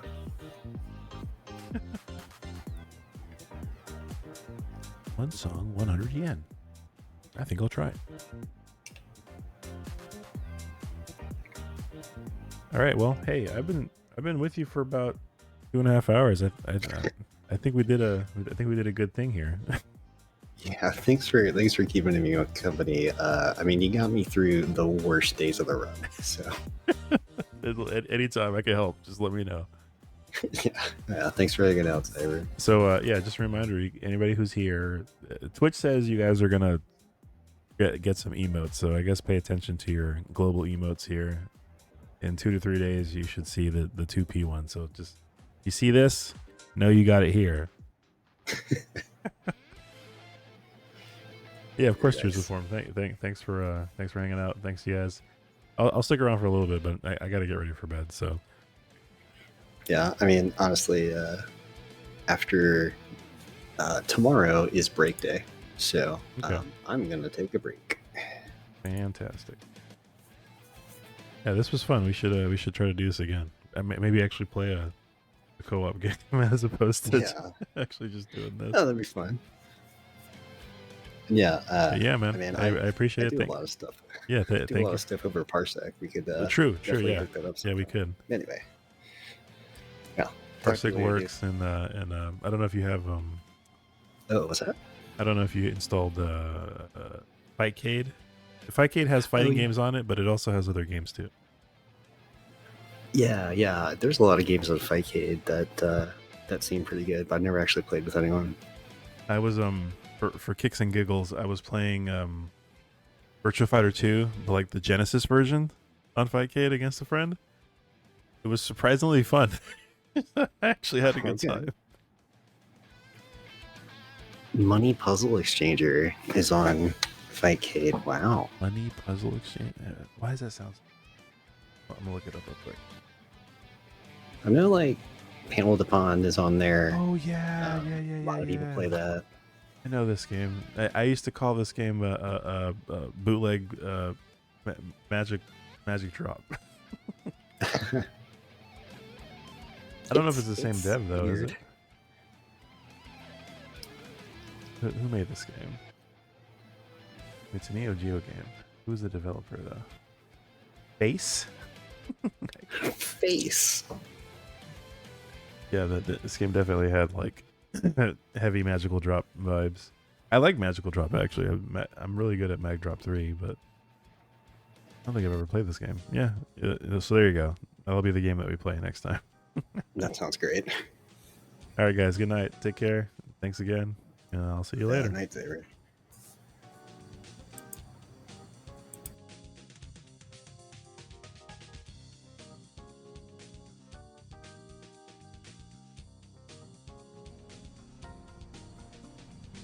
Oh, cool. Had some company for a while.